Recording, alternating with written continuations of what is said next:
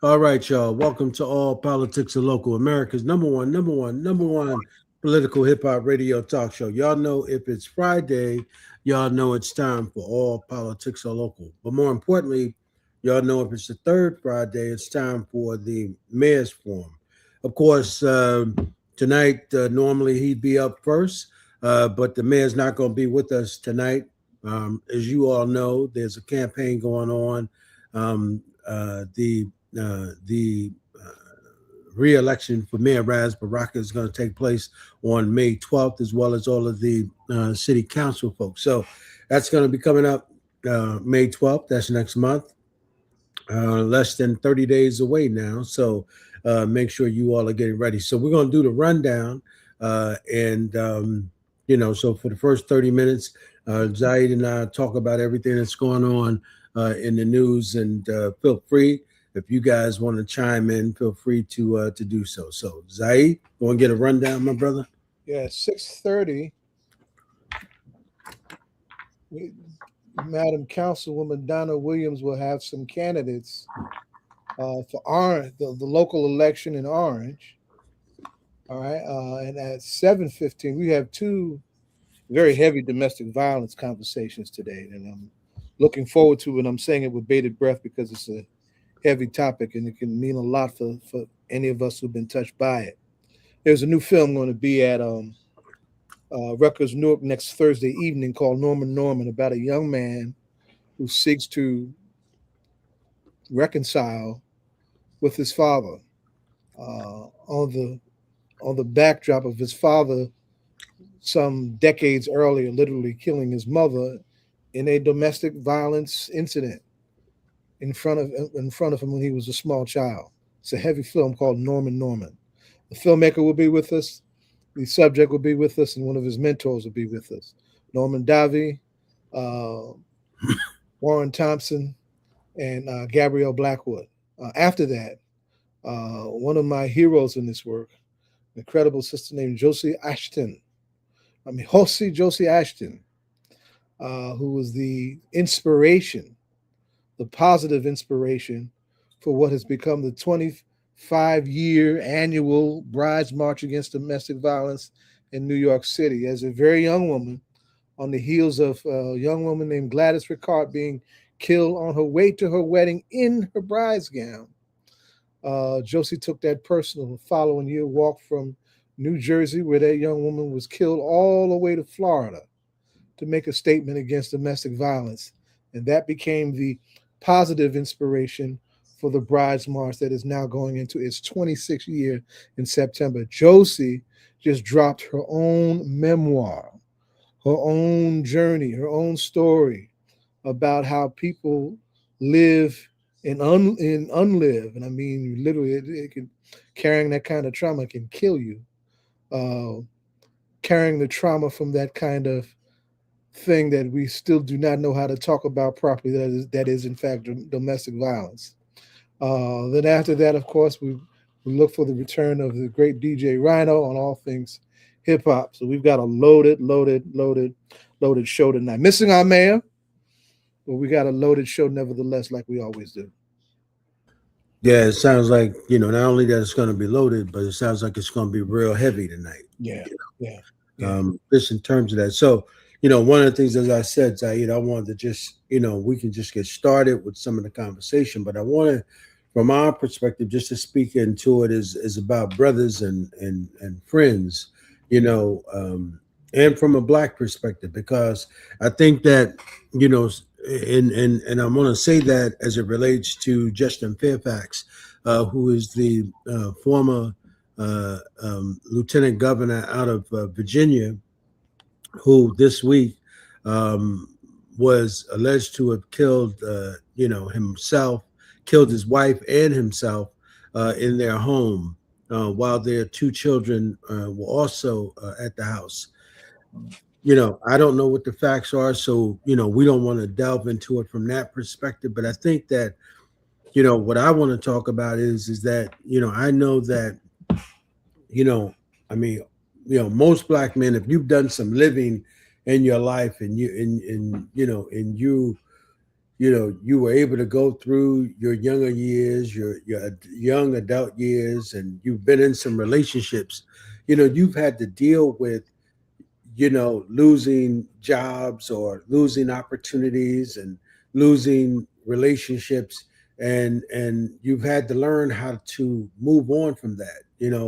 And some of that has been real deep and heartfelt. So I'm not a doctor, but I can tell you that from my perspective, Zaid, that um, you know, I've been in a very dark place where people have hurt me, and I've wanted to hurt those people. But for God, right? I think that you all would have missed me, right? Um, but but what you need is you need. I would think that because I had this, what you need is you need to be surrounded by uh I hear folks say this all the time, my brother's keeper, right? You need to be around other brothers and some sisters because they help me too, but you need to be around other brothers and sisters who can tell you like a ti is, right? Tell it to you plain, so that they can help keep you from going to that ledge and jumping off of it. And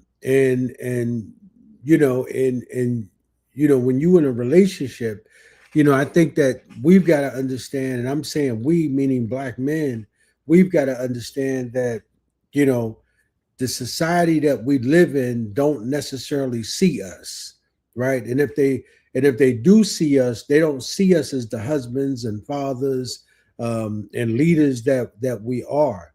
They see us as the criminals, they see us as the losers, right? That's the way the world sees us. And so if we don't have you know um that level of respect in our home, sometimes and some of us, I'm not saying all of us, but some of us are unable to deal with that in its proper context. And so you can get to a point where it's difficult for you to determine what's real and what's not real, right? And how to operate in society to the point where, you can't go to work, um, you can't really have meaningful conversations. So you finding ways to medicate yourself, either through alcohol or drugs. And I see young brothers and sisters doing that every day. Walking down the street and can't go out before they smoke a joint. Can't have a conversation or can't create unless they high. I've seen that. Um, and I've never been to that point, although I've been to the point where I've had hurt and disappointment in my life, and but for the grace of God, go me like everybody else. And so I don't know what happened in Brother Fairfax's case as it relates to his wife. But what we do know is that there is a mother and a father who are both dead. What we do know is that those two children are left without their parents. What we do know is that they have to grow up having known that their father allegedly killed their mother and then went upstairs and killed himself. That's a real reality for them. But us as a community, right? What did we do, right? Those of us who might have been friends of this brother, because I see people posting and saying that that they were his friends, that they were part of his fraternity, um, you know, and you know, and those who might have been his closest friends, what did they see, and were they able to stand in a gap, as it were, or make phone calls or get in touch with him. And as I said, I had that for myself. I mean, I thank God for John Austin. I thank God for Bashir. And if those two brothers were here, they could tell you what that looked like for me 30 years ago, right? As a young man, having been successful in my life. And I think that, you know, you know, that too says a lot. When you successful in your life, whether it be academics or whether it be your career or whether it be your family, and then all of a sudden, things take a hit. And particularly if you're a public figure, we got to remember in this brother's case, he was a public figure. And so you're not necessarily living your life quietly in private. You living your life out in the public. And so therefore there are a whole bunch of people who are judging you that don't even know you, don't even know your real reality or your real situation. And so sometimes, that's very difficult, you know, for folks to deal with. And so I know that for me, Zaid, that had not it been for those brothers riding with me back then and talking to me, and knowing that they cared enough about me, um, for me not to uh, uh, do the things that were in my mind to do, and that they had enough love for me to check on me, um, almost on a 24-hour basis. And I think that that's what I needed, right? For somebody to be able to do that. And you know, and even though it wasn't, I wasn't a total public person, but I could only imagine that if I was a public figure, that's maximized, 100 times over, because you can't walk outside, you know, without people judging you based on who they think you are, or who you were. Um, because all of us have, in my mind's eye, all of us have a private us and a private us, right? And and there's some people that don't allow you the space to be able to live your life in a way that you could have your public image and your private image. I mean, they think it's one and the same, and that's why some people find it difficult to be able to live out publicly in that way. And so I don't know what happened with that brother. I don't know what happened with him and the sister. I do know that I'm praying for his children. um, I'm praying for her family and his family. Um, you know, I know that marriage is a sacred thing, and I mean, I've got some questions, where to say, well, where were they, man and woman of God? Was there anybody, who had some sort of spiritual connection that could have reached out to them? I don't know.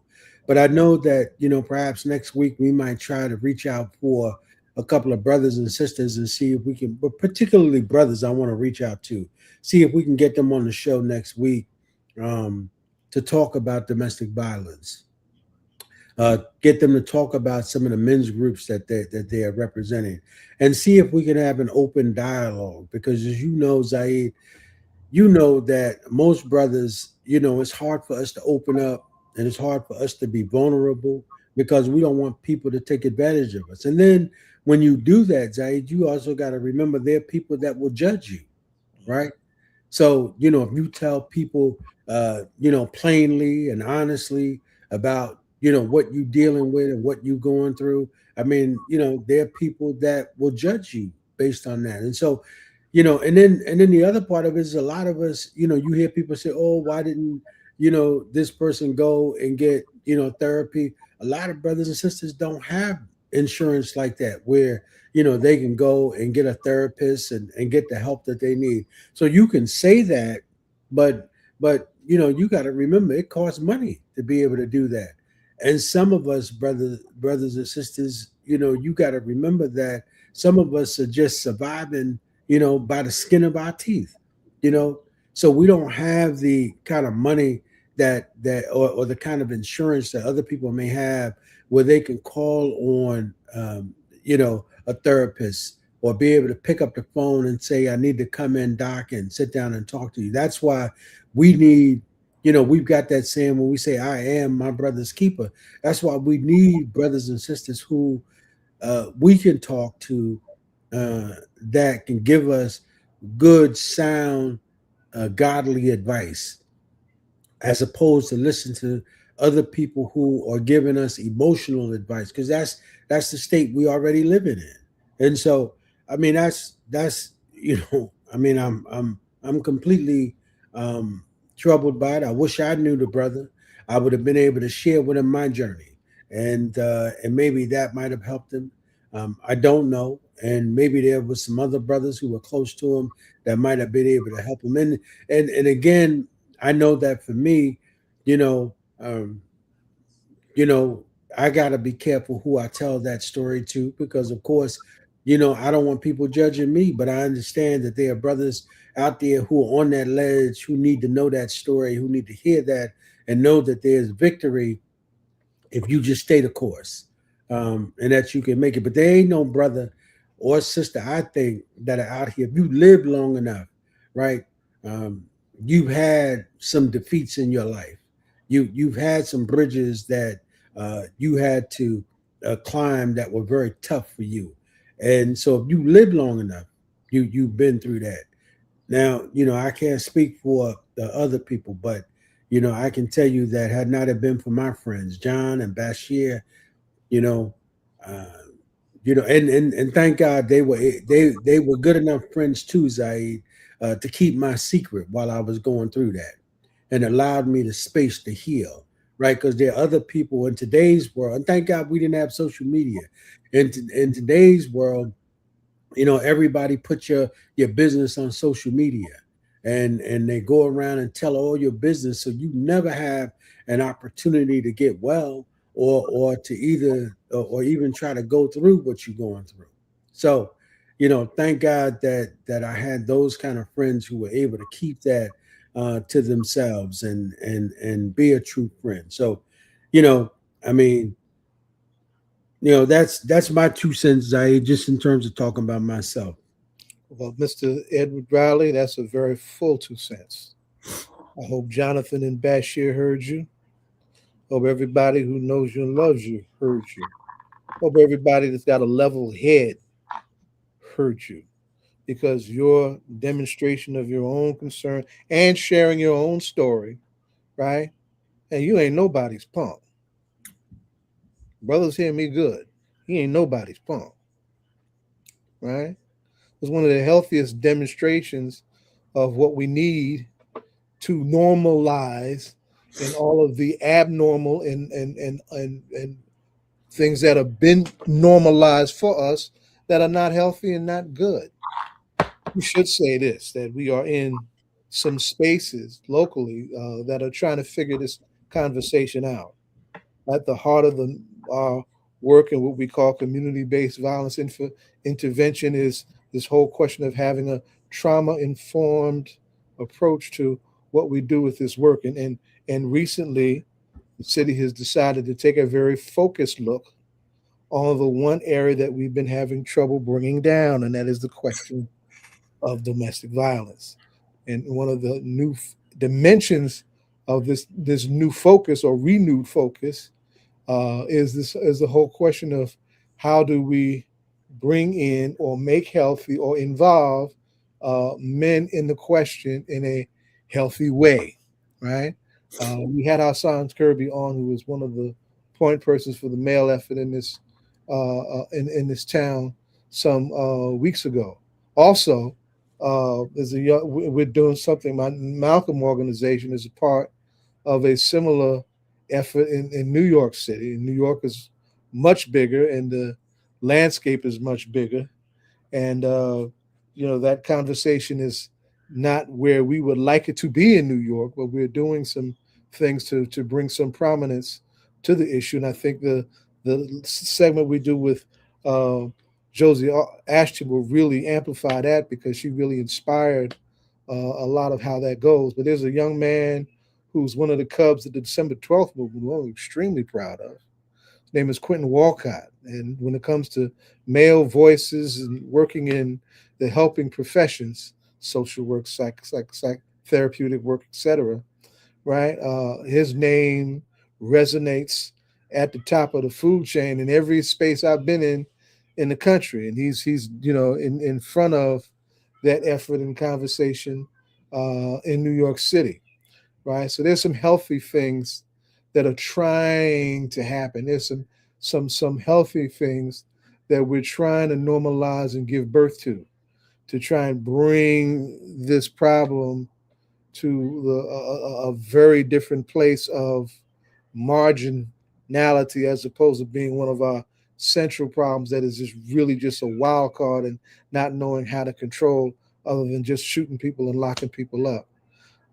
This young man clearly was very well established in his life, right? But there's another thing there's a couple of things I would raise too in this too. One is that, and you raised the question of the specter of the black male image and what we have been reduced to over the years, no matter our status, right?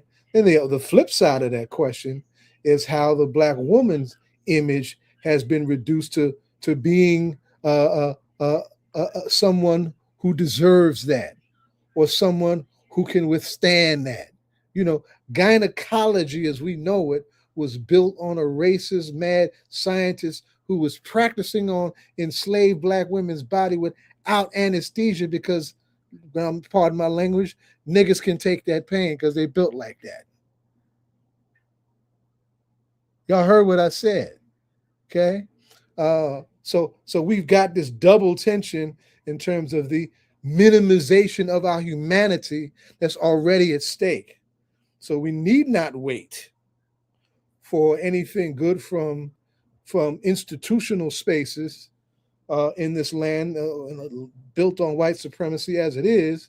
We need to figure out how to create the spaces, the safe spaces where we can educate, engage, and be responsible for our own healing to help drive this whole thing down. And then there's this other wild card that we need to look at, and it's been bugging me since COVID.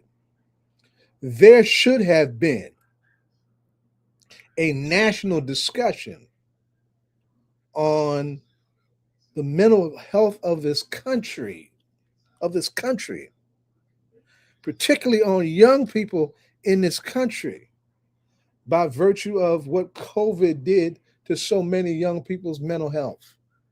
And I'm saying that as, worrying about, one of my own, right, who did not where she should be in her stability and her development because she got hit with that wall of depression that a lot of young people have. And so we don't know the facts in terms of what this young man went through, but that pushed him into that very perilous space that cost him his life, his wife's life, and really unended the stability of his family and created some real lifelong turmoil for his children.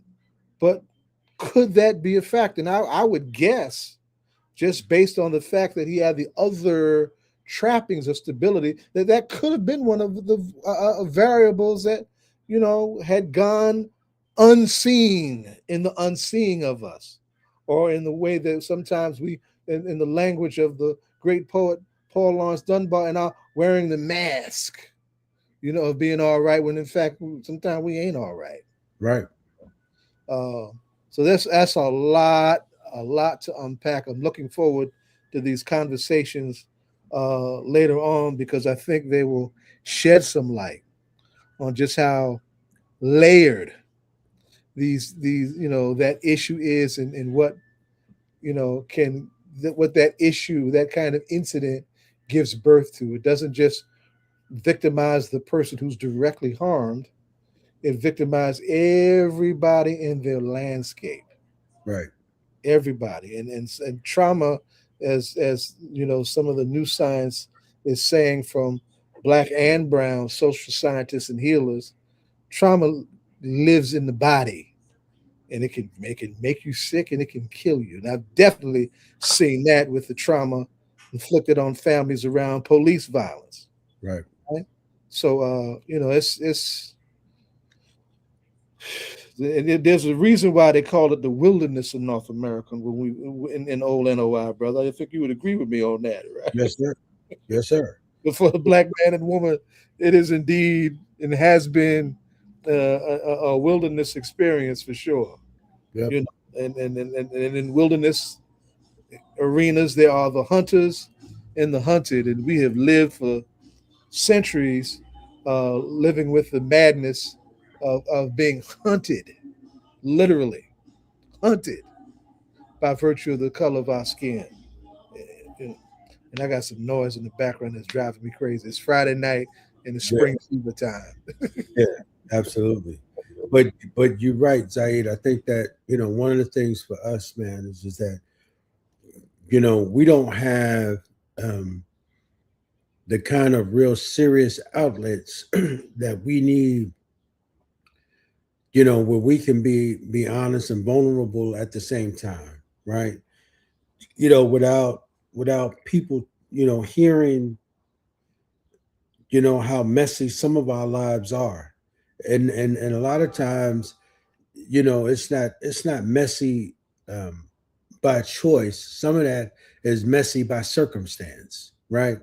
I've heard Minister Farrakhan say, in my journey in my life coming up, I've heard him say, at times, he said that a lot of Black men who end up in prison, they're there because they became victims of circumstance, right?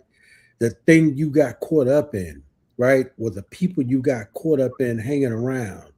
And sometimes that can happen to you, right? You can be given, position and opportunity, and in that, you could stray away and make the wrong mistake that can cost you your job, that can cost you your family, right? Just based on some Lost mistake, your life. right? And cost you your life. And that's why I'm saying that the network and the people that you hang around, the folks that you associate with, need to be in a place where they can talk to you in a way that they can pull you back, that they can say something to you that you can hear. And that's why I say that about John and Bashir, right? These are my brothers, man. These are people who over 30 years, right, have seen me in some of the worst times of my life, but there, but for the grace of God, didn't see fit for them to let me go. Mm-hmm. You know, they Mm-hmm. they saw fit to hold on to me Mm-hmm. and say, man, there's something valuable in you. We just need to walk through this, with you. And I think that's what the journey for me has been. Hey, what's good, Donna? Madam Councilwoman has come. So we just gotta filling in the 30 minutes because the mayor couldn't make it. So we were just sharing, some about what was going on and what happened this week with the former lieutenant governor, Justin Fairfax, and of course his wife being murdered and so forth. So we were just sharing a little bit about, of course, my journey over 30 years and having been close to the edge and of course, I was trying to reach out for Michael Barbie because I know that he has a we couldn't get him tonight, but would like to try to reach out maybe next week to do something with Cleo Monago and Michael Barbie to bring them on and Well, see if tomorrow, thanks to you and Zaid, how you guys inspired him. His men's group is just flourishing, and they meet tomorrow.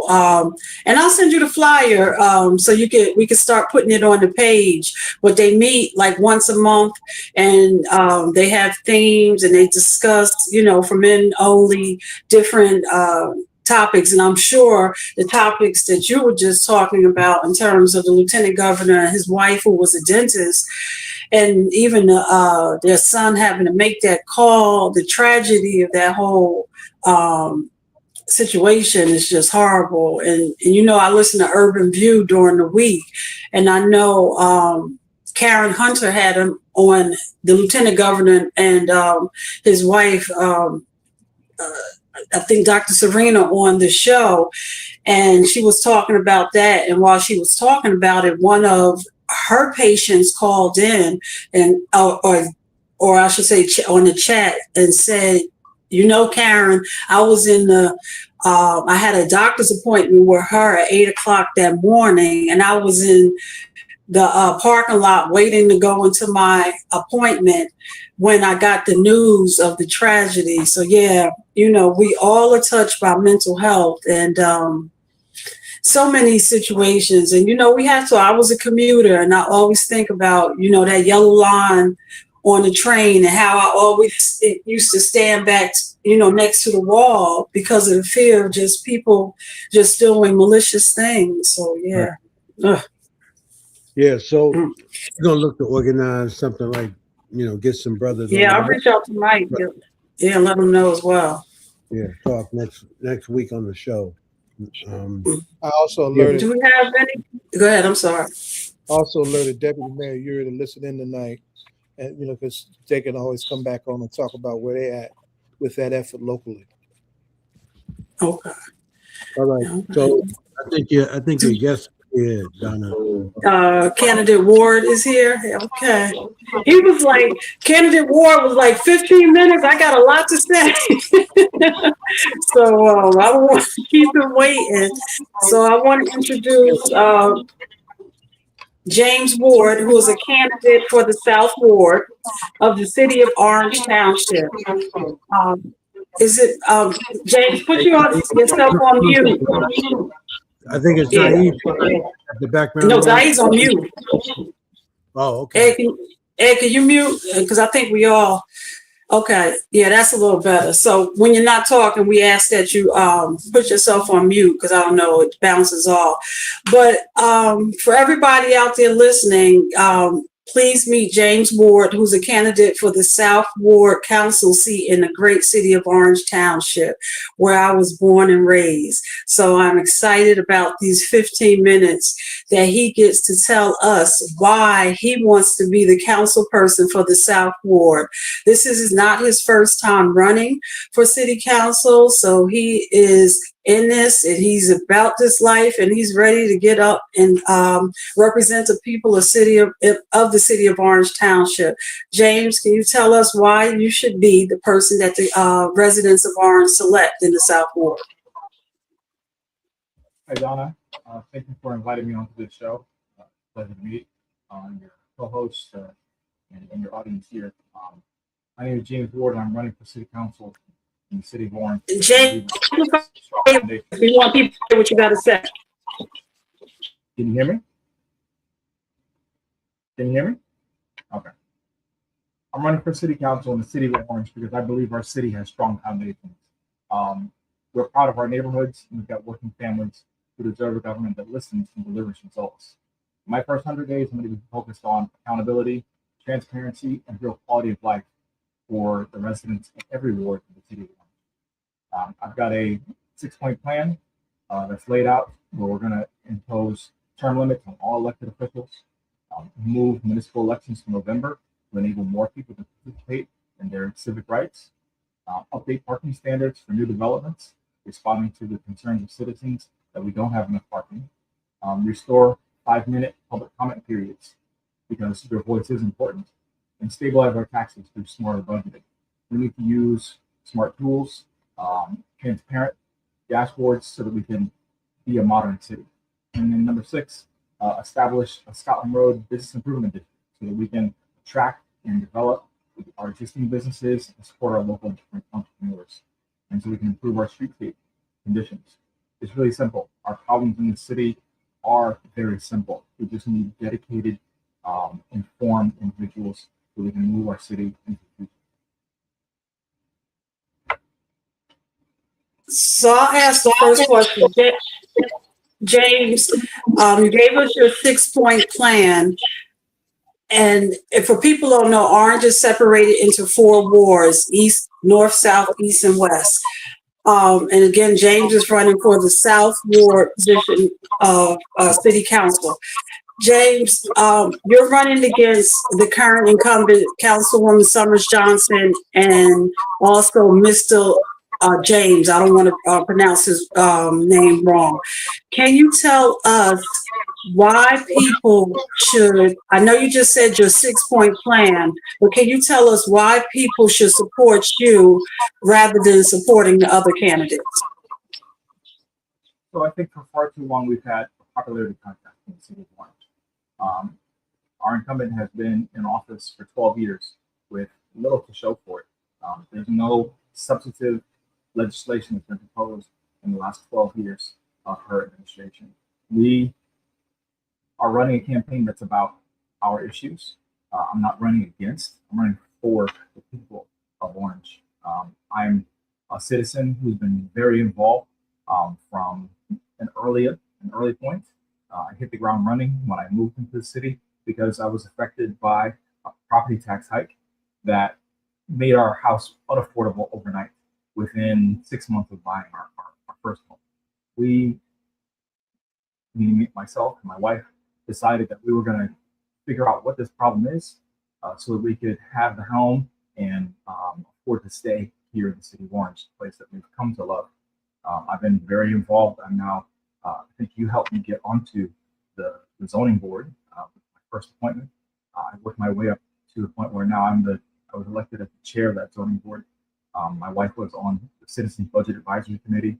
And we've been very involved in connecting over 250 families across the South Board and our organization, the Central Society. Well, right now, one of the hot button topics is development and redevelopment. And at the edge of Orange Park, there's being proposed to take a two-family house and make it into a multi-dwelling.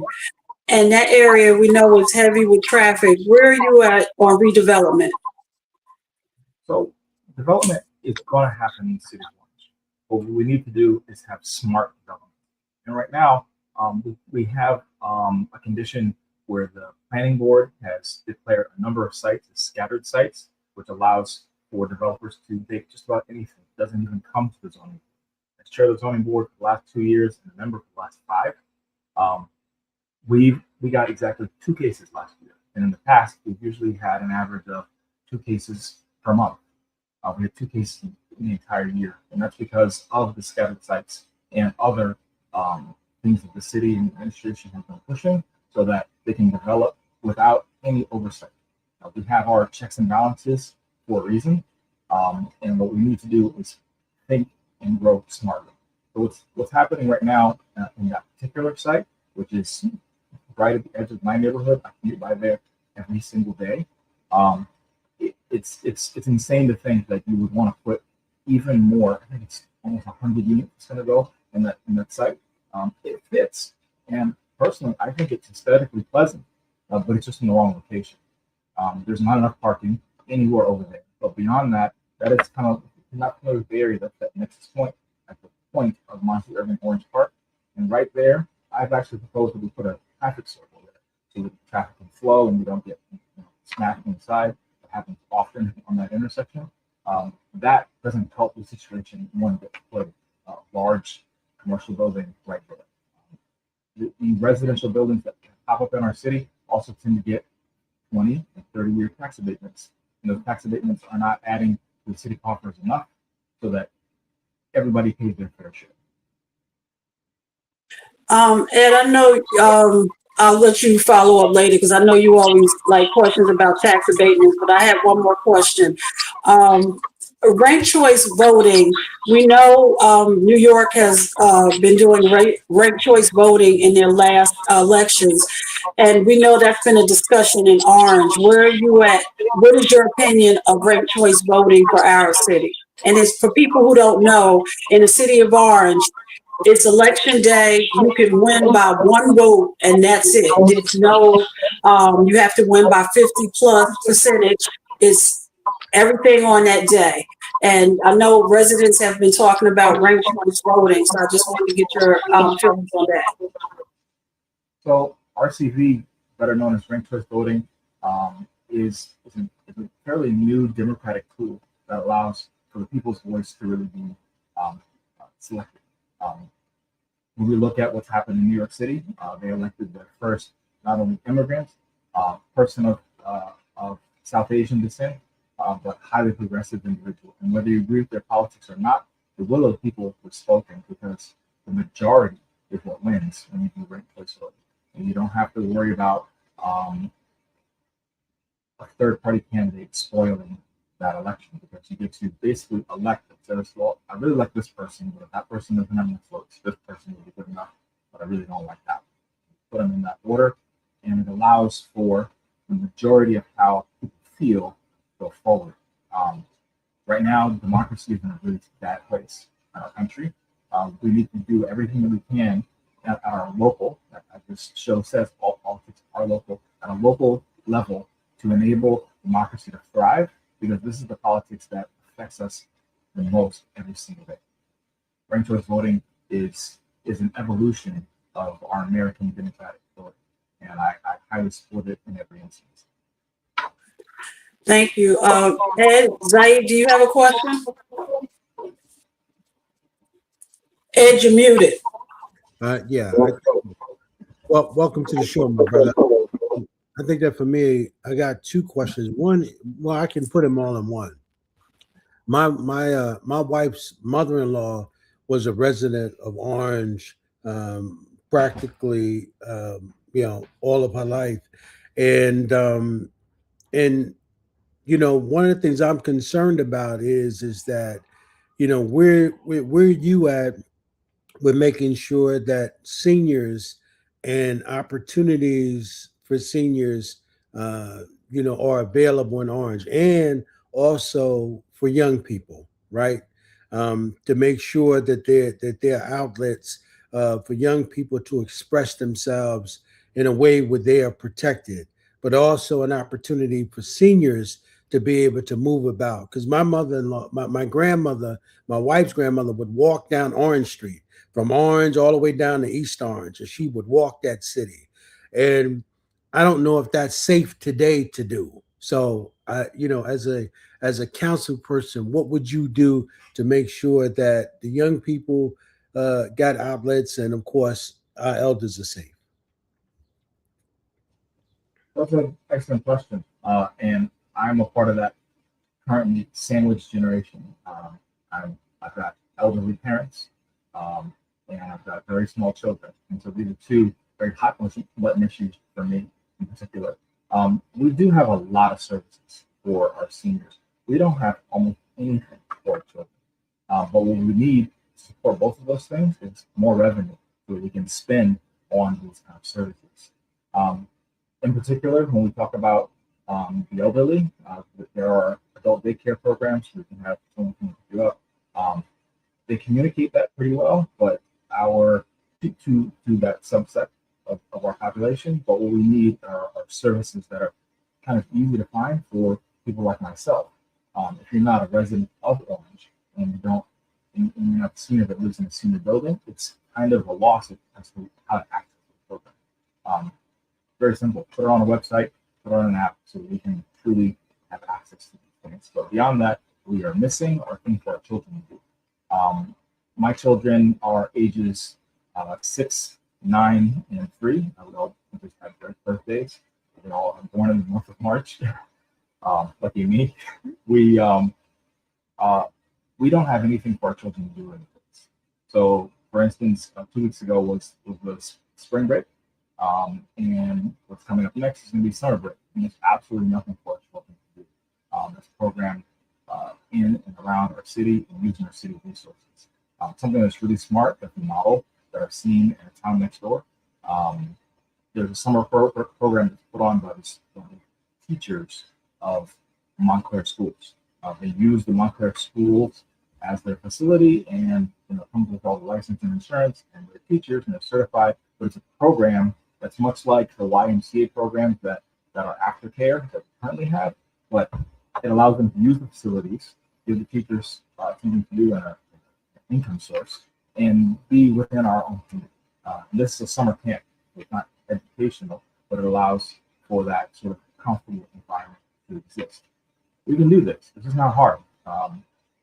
The facility is there. The staff is there. The revenue is that the parents will actually pay for it, but it's subsidized.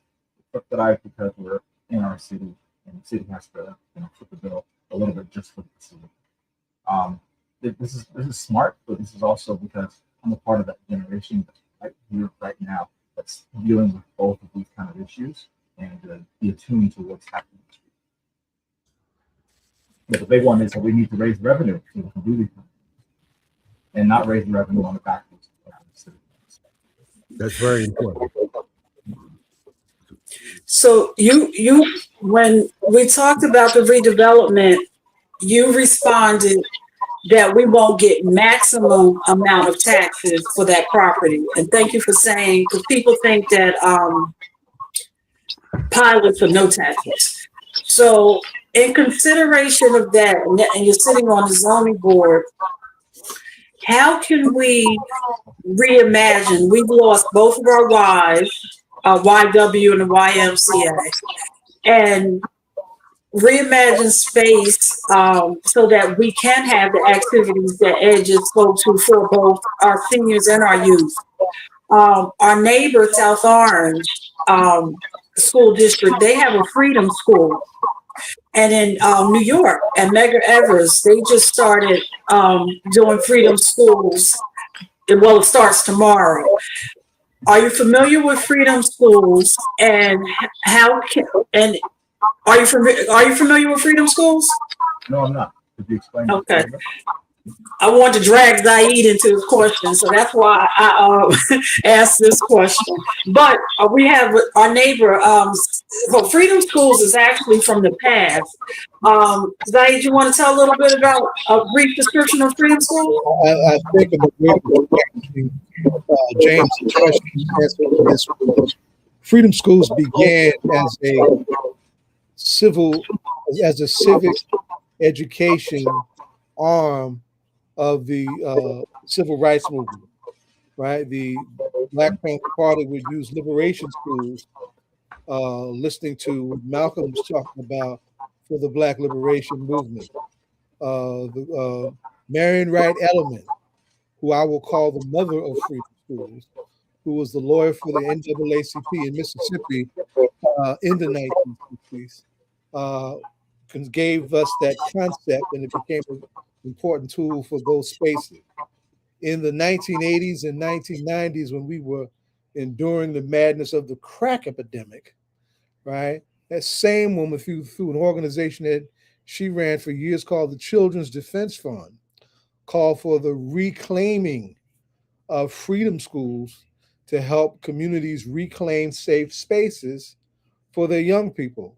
And like the freedom schools of old, they would be taught civic education, and they would be taught cultural enrichment in a way that would give them some foundation to inspire them to not fall prey to some of the destructive behaviors that were plaguing our communities at the time. So that's the kind of space. There's in not far from us in the Maplewood South Orange, neighborhood, there is the MAPSO Freedom School, which is a space for parents, students, and teachers of color and progressive teachers to deal with what certain things should look like around the teaching of history in their schools, right? And it's a very community-based program like original freedom schools were. So there are many variations to that, but at the heart of freedom schools are safe spaces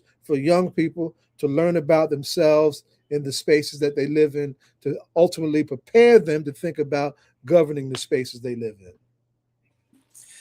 So with that being said, when these new spaces of redevelopment come in and they have commercial spaces, is there any discussion or any thought of how, because everything doesn't have to be the dollar. It could be like, well, we can use the space to do this, and like in a barter system, if you will.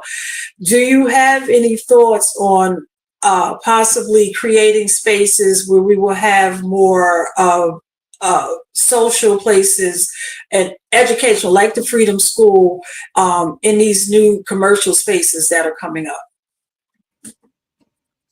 Well, thank you for the re-education on the topic. I don't think I heard it referred to that, but I grew up in the South. I grew up in South Florida. My mom's family is entirely from the South, from the Georgia borderline all the way down to Pennsylvania. We have to educate our homes. It's always been that. I've learned everything that I've learned about what what it means to be African American in this country, not only from the lived experience, but from the, the passed down histories in my family, through culture and church, and whether it was through an established program or not. We have to educate our own, because as we know, the curriculum in schools. Now, how do we enable that through the city of Orange? Again, we can do a lot of things with money. Let's circle to the root cause, because we can throw all these things out there about using commercial spaces in any kind of way, but at the end of the day, how do we get that money? We don't get it through payment in lieu of tax. What the city will tell you is that they're getting from the 23 pilot programs $2.6 million. It sounds like a lot, but when you spread that over the 20 buildings, it's on average much less than what their tax bill should be. If you go to the New Jersey Department of Community Affairs, the DCA website, and you search for payment in lieu of taxes, there's a spreadsheet. And the spreadsheet is every single pilot program in the entire state. And you can section it off, it's like a dynamic spreadsheet, you can section it off by city and municipality. If you go on that website, you'll see that they have every single pilot program, their individual addresses, and how much individual donors are pulling in for the city. And they show you the columns that the city of Orange shows you on this giant billboard that they have at City Hall, but it's missing one column that's the most important. And it's what would the tax bill be if they were paying current rate? And if they're paying current rate in aggregate, it became $9.6 million. And that's a significant difference. And that's the lie that the pilot programs in the cities will tell you. $9.6 million, the difference is about $7 million. We're missing $7 million that should be going towards programming. $7 million that can reduce taxation across the city so that renters and homeowners have some place to put them. So that we're not playing whack-a-mole with our problems and trying to solve them in a way that doesn't make sense. We need to plan for the future, but we also need money. That's $7 million. Okay, as we wrap up and go to our next guest, I want to give you an opportunity to say what we possibly did not ask you. But before you do that, we have a question that we ask all of our guests, because this is a hip hop political show. When you're doing the work that you have to do day to day, is there a hip hop artist, individual, or group that you listen to? So right now, I've really been inspired by a couple of artists. There's Tella Polly, who's been inspiring me lately, as well as I'm a child from the 90s, so I listen to the 90s. R&B is really my jam, but right now I'm trying to get into this sort of grind mode of being this political figure and putting myself out there and getting that mindset. The hip hop rhythms, I think if you've seen me in my social media, it's all about like drums and rhythm, because it's a fight. It's a fight for our city, and it's a fight for putting yourself out there. As you all well know, it's not easy. And I'm not really that public of a person naturally, and an introvert, so I gotta get myself sucked up in the moment. All right. Well, Talib Kweli is somebody that's dear to us. And how, if somebody would like to reach out to you or support you, what is your line number and how would they contact you? So my line number is line 2. You can find me on all the social medias, but you can reach me directly, my cell phone, 917-243-3913. But my website is also James Ward for Orange, spelled out. And you can also do JW4O, number 4.com. Now, in closing, tell us, is there some, well, before I let him close, is there any other questions? No? You're on mute, Ed. No, I'm good. He answered the two most important questions for me. Our seniors and our youth in Orange. So, James, before we close, we want to give you the last voice to say what it is that we may not have asked you, or what do you want people to know as you leave? I want to say that our city does have strong foundations. We've got strong families. We've got really strong potential. But potential requires leadership, willing to ask for questions, and demand accountability and make thoughtful decisions that protect our. We can restore confidence in local government and build a future that is more affordable, more transparent, and more united. A better ones today, and stronger ones for tomorrow. That's why I humbly ask for your vote going forward. Thank you for being here, James. And remind everybody that Election Day is May 12th. Get out and vote. Thank you, James. Thank you. I believe, do we have somebody else in the background? Should be Kim. And do you see anybody in the background head? Okay, so I'll text her. You keep going. But Zaid, I don't know if you know, Larry Favors from Medgar Evers and them, they had started a whole campaign with the Freedom Schools and how they had to bring them back. So they're starting their first one, and they had a couple of more spaces that they were advertised that they start tomorrow. So there's a young brother out here who teaches at Medgar Evers. Donna, I think your guest Kim has showed up. Okay. Go right to it. Okay. All right. Hi, Shani and Kim. How are you? Okay, y'all are on mute. I got you. Good morning. Okay. So Kim is, hi Kim. Me and Kim came to know each other because we were train buddies when we were commuting back and forth to New York City. And then we just remained friends. And Shani, pleasure to meet you. But we just had, and I don't know if you were in the background when we had the candidate James Ward on, who's running for office in the South Ward. Kim lives in East Orange, right at the tip of Monty Irvin Orange Park. And if you ever come through that way, you know there's at Tremont Avenue, there's a gas station right there. Then you pass, if you go to your right, you go to South Harrison. And if you go to your left, you go to Center. And as you pass the Exxon, there's a house that sits there. And that was the question that I asked candidate Ward about. That house is up for redevelopment right now. And it's a 1 or 2 family, Kim?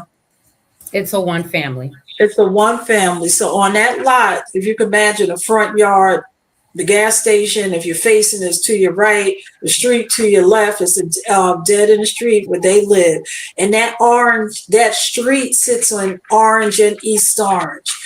And being proposed right now, a developer came in to build what that 1 family house is, to build a 4-story building that has almost 100 units, if not 100 units. And so, if you know, people are going to the VA, they're going to Seton Hall, they're going and coming, all of that traffic. People live there. There's a building right there at the park. People are going to Monty Irvin Park. So can you imagine going from a 1 family to adding 100 families right there? And so Kim and Shani, you live on the block as well? I do. And Kim and Shani are residents of the name of the street, I'm sorry. Linsley. It's right there. Shani and Kimberly from Lindsay Place Block Association. Good job, ladies. And they come together at a time to empower themselves to push back against the city of Orange and East Orange on this redevelopment. No, they're saying too much. They don't have enough space for what's currently there for those houses that I can only imagine have probably been there since the late 1800s. Most of the housing was probably built around 1890 or soon thereafter. So if you can imagine living on a block, which is a dead end, and going from just having, how many houses are there right now on your block? 9 houses. going from 9 houses on your block to being 109 overnight. So they've been pushing it back against the zoning board, and they're saying, no, this is too much. And I think they had the first meeting, if Kim and I recall talking, and they were not even allowed to speak at the public session. And the most recent meeting has been canceled. So they're coming on to tell us, and they want the community to hear as homeowners why they're pushing back on this project. Shawnee and Kim? Well, we've been living on, I've been living on Lindsley Place for 10 years. Like I said before, it's a small dead-end street with 9 families. It's been an opportunity to have a home, a single family home on a quiet street. And we raised our kids here. Our kids, when we are able to take them off of their devices, they can go outside, they can ride their hoverboard, their bikes up and down the streets. We've been able to have block parties. We got to know all of our neighbors, and it's been a real pleasure. But now all of a sudden, we're going to be bombarded with a large apartment building. Now, we don't have a problem with development. That's not what we're trying to say. What we are trying to express is the fact that it's a one single family home with a front and a backyard, and they want to build up a large, and that's a correction, 5-story apartment building with parking on the bottom and then stories above it. That's what we're against. We feel like there is plenty of other places that they could do this at. And on top of that, the traffic is an issue.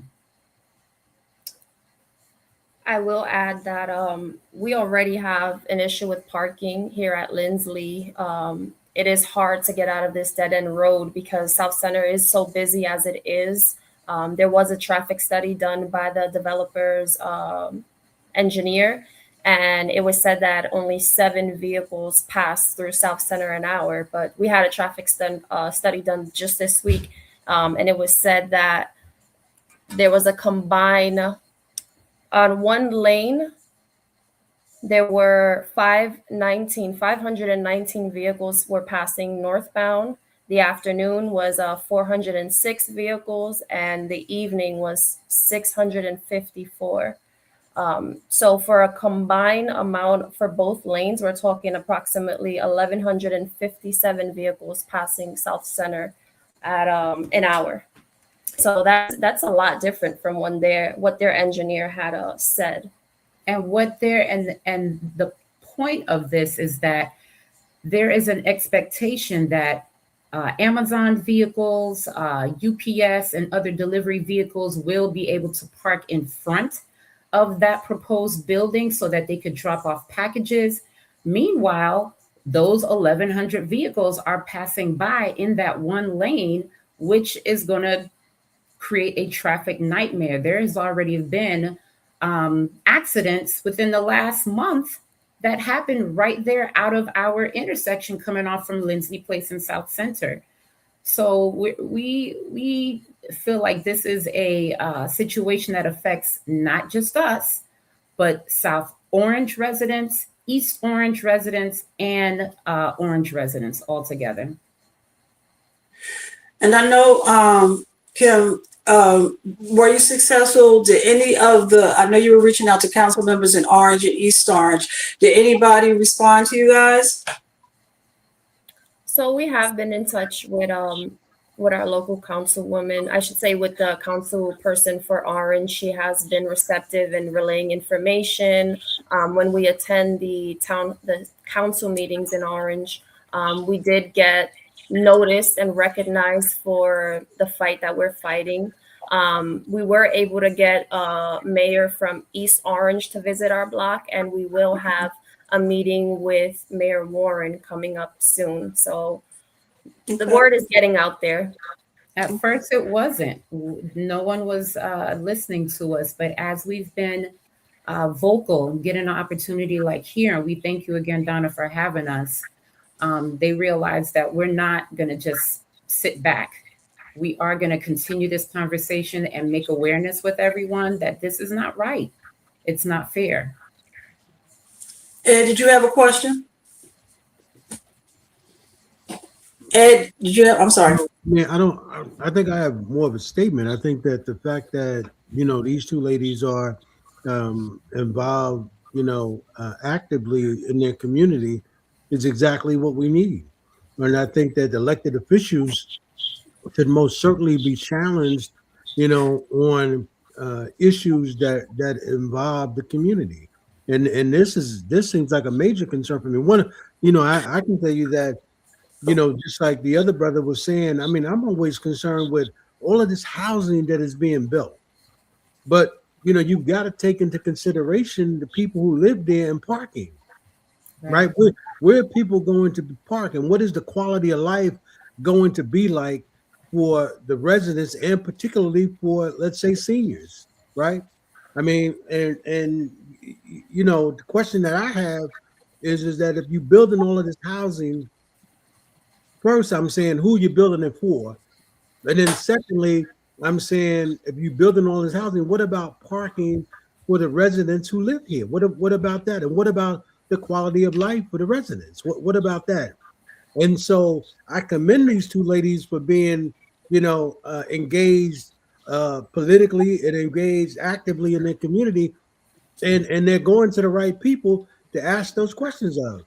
And before something could be done, or before any of this really takes full shape, we want to know what's the plan. So I commend both of you ladies on taking a stand on that. Thank you so much.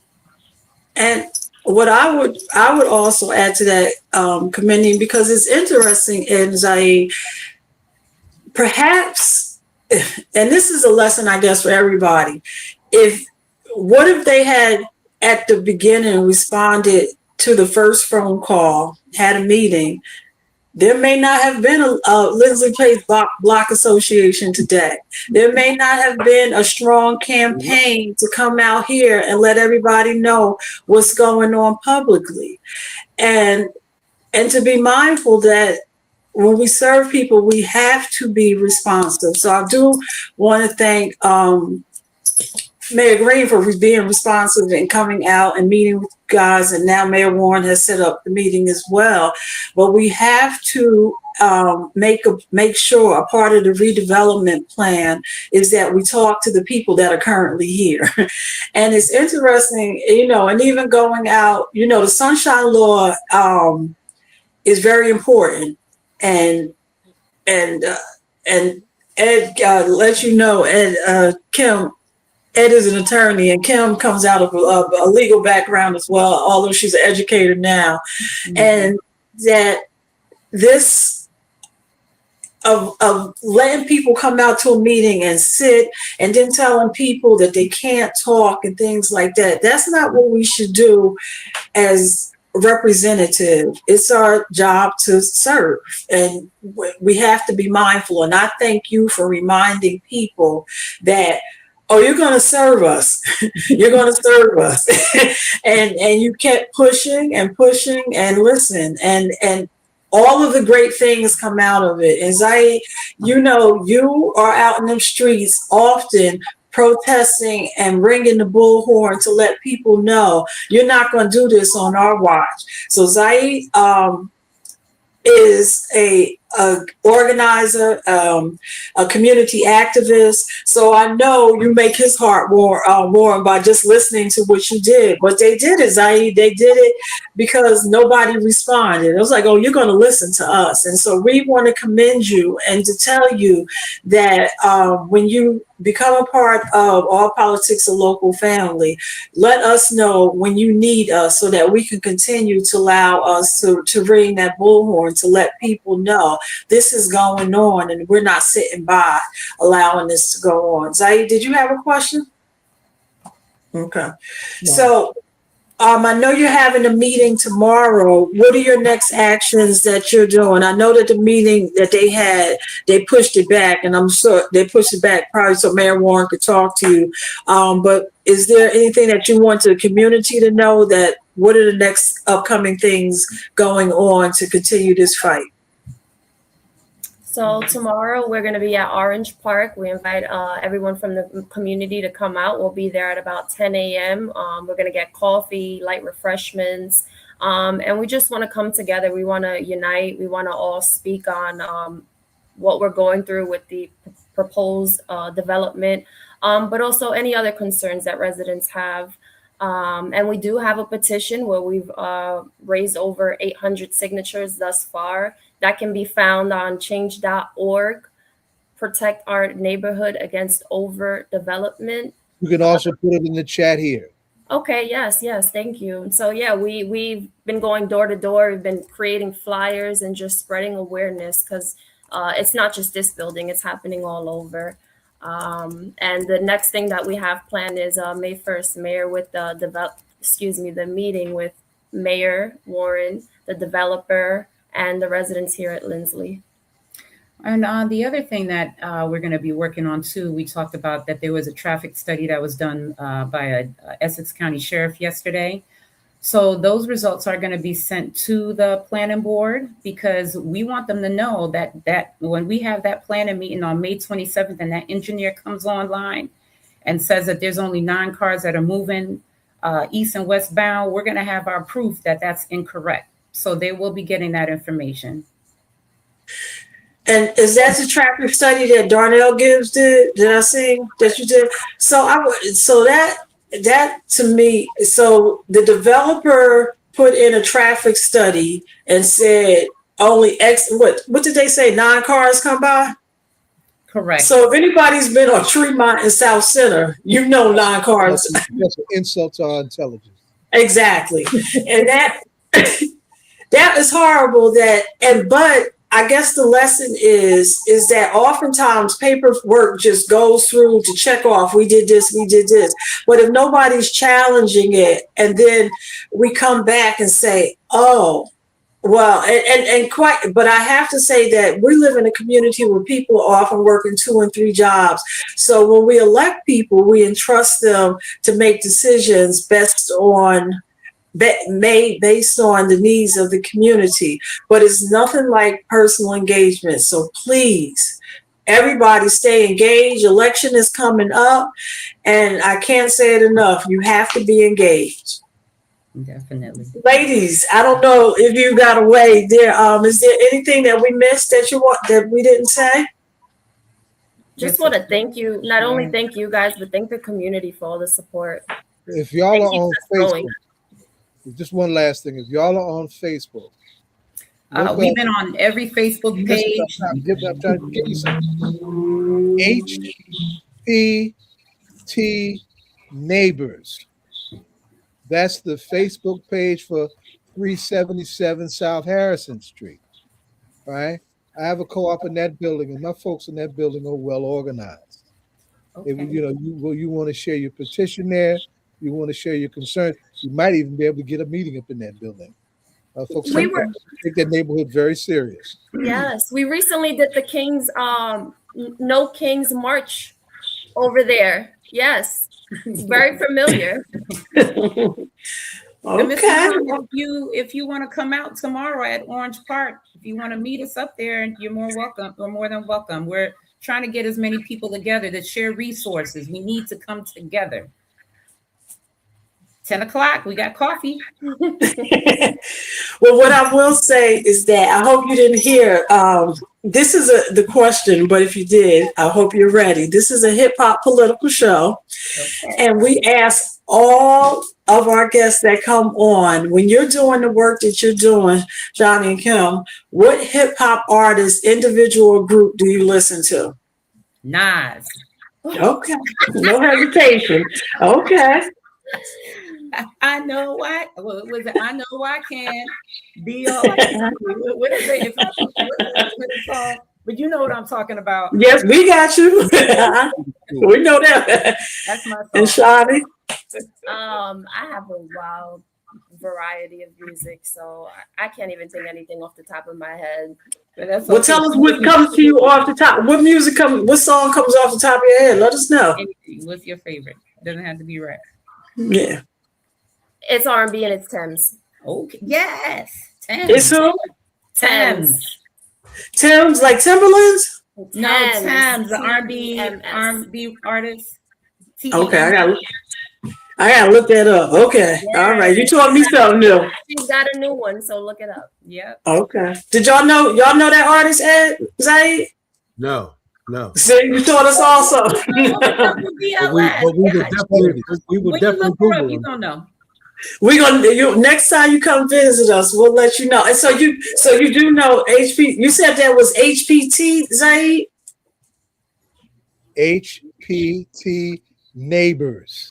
Okay, got you. Got it. All right, ladies, please keep us informed. Nice seeing you. And we all see that St. Lucia in the background. We will take a mental trip to St. Lucia.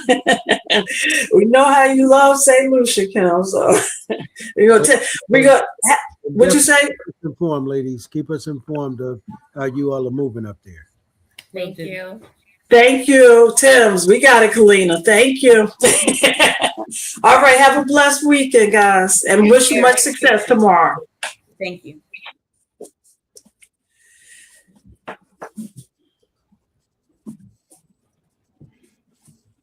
Hey, Norman. Norman, is that you? Yeah. Norman, is that you? I have to say This that. is me. Peace and love, family. Y'all know each other already? Yeah, man. Hi, hello. Oh, Hi, okay. guys. Okay. But welcome to both of you. Is Warren joining? No, unfortunately, he's unable to join. He had a family matter this evening. So That's okay. We've got plenty to talk about, and unfortunately, your visit to us comes to us in the wake of a fresh tragedy that's all too familiar to the conversation that we're about to have.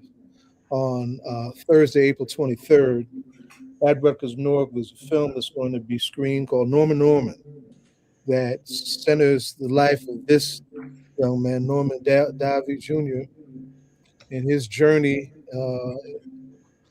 trying to navigate what domestic violence has meant in his life. And with him is the filmmaker of that documentary that we're all looking forward to, Gabrielle Blackwood. Welcome, both of you, to All Politics Are Local. Now, before we actually start, I want to, and I've shared this with Norman and Warren, and the catalyst for all of this is Kalina Rogers. Kalina's my stepdaughter, who's just been fully transparent, right? And she's listening in. And I'm glad Kalina brought it to our attention. Is that what's about to happen next week comes at a very welcome and strategic time for Newark's community-based violence intervention strategy.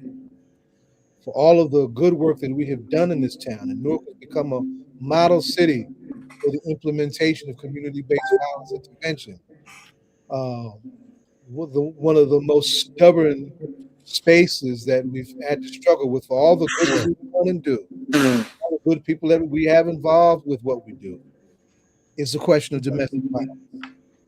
And not only have we decided to pay more attention to that, to try and figure out how to break some more ground and bring that particular statistic down, we're also trying to figure out how to bring Black and brown men of all ages and sizes properly into that equation to be the difference makers they should be, instead of the perennial perpetrators of harm in that space, the way more often than not we have been.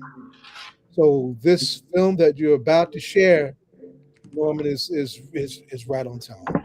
I want to also share with you that in New York City, I run the Malcolm X Commemoration Committee in New York City, and we're getting ready for our first Human Rights Film Festival in New York City at the Maisleys Film Center in Harlem.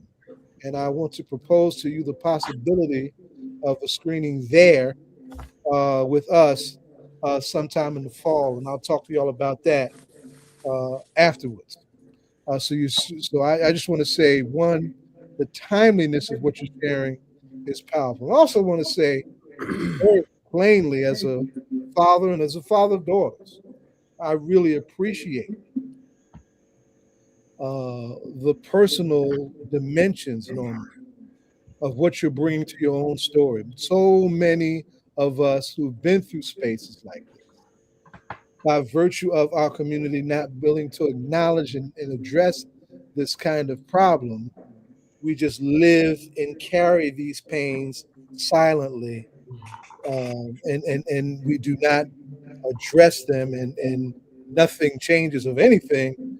The harm that's done to us can lead to other kinds of harms, whether it's bad health or other kind of behavior that is not beneficial to anyone. So I just want to salute you from the top of this conversation for having the heart and the willingness and the courage to share your story. And so let's talk about that.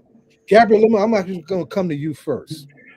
What made you and how did you connect with this young man and feel compelled to capture his story? Well, I can't take a lot of credit for that. My co-director, Charles, he is friends with Norman and used to be co-workers with Norman's wife. And so Charles brought Norman's story to my attention. And initially, we were going to do more of a short piece on Norman himself. But then when we got into the story and when Norman came out here, or actually before Norman came out here, when we started talking to Norman, I had said to Charles, it'd be good just to get, maybe like a day in the life of Norman. So I had suggested to Charles, let's, while I'm not there, and before Norman comes out to Jamaica, where half of the film is shot, let's, see just, what Norman does in his day-to-day life. And then when we were reviewing, the footage that Norman would send, the story just got dynamically more interesting, but also, especially when he came out here and we spoke directly to his dad. And a lot of the gender-based violence section of the story came out. It got a lot more complicated, but it became very relevant. And I can speak from the Jamaican or let me say the Caribbean perspective. Domestic violence in particular has been on a supreme rise here.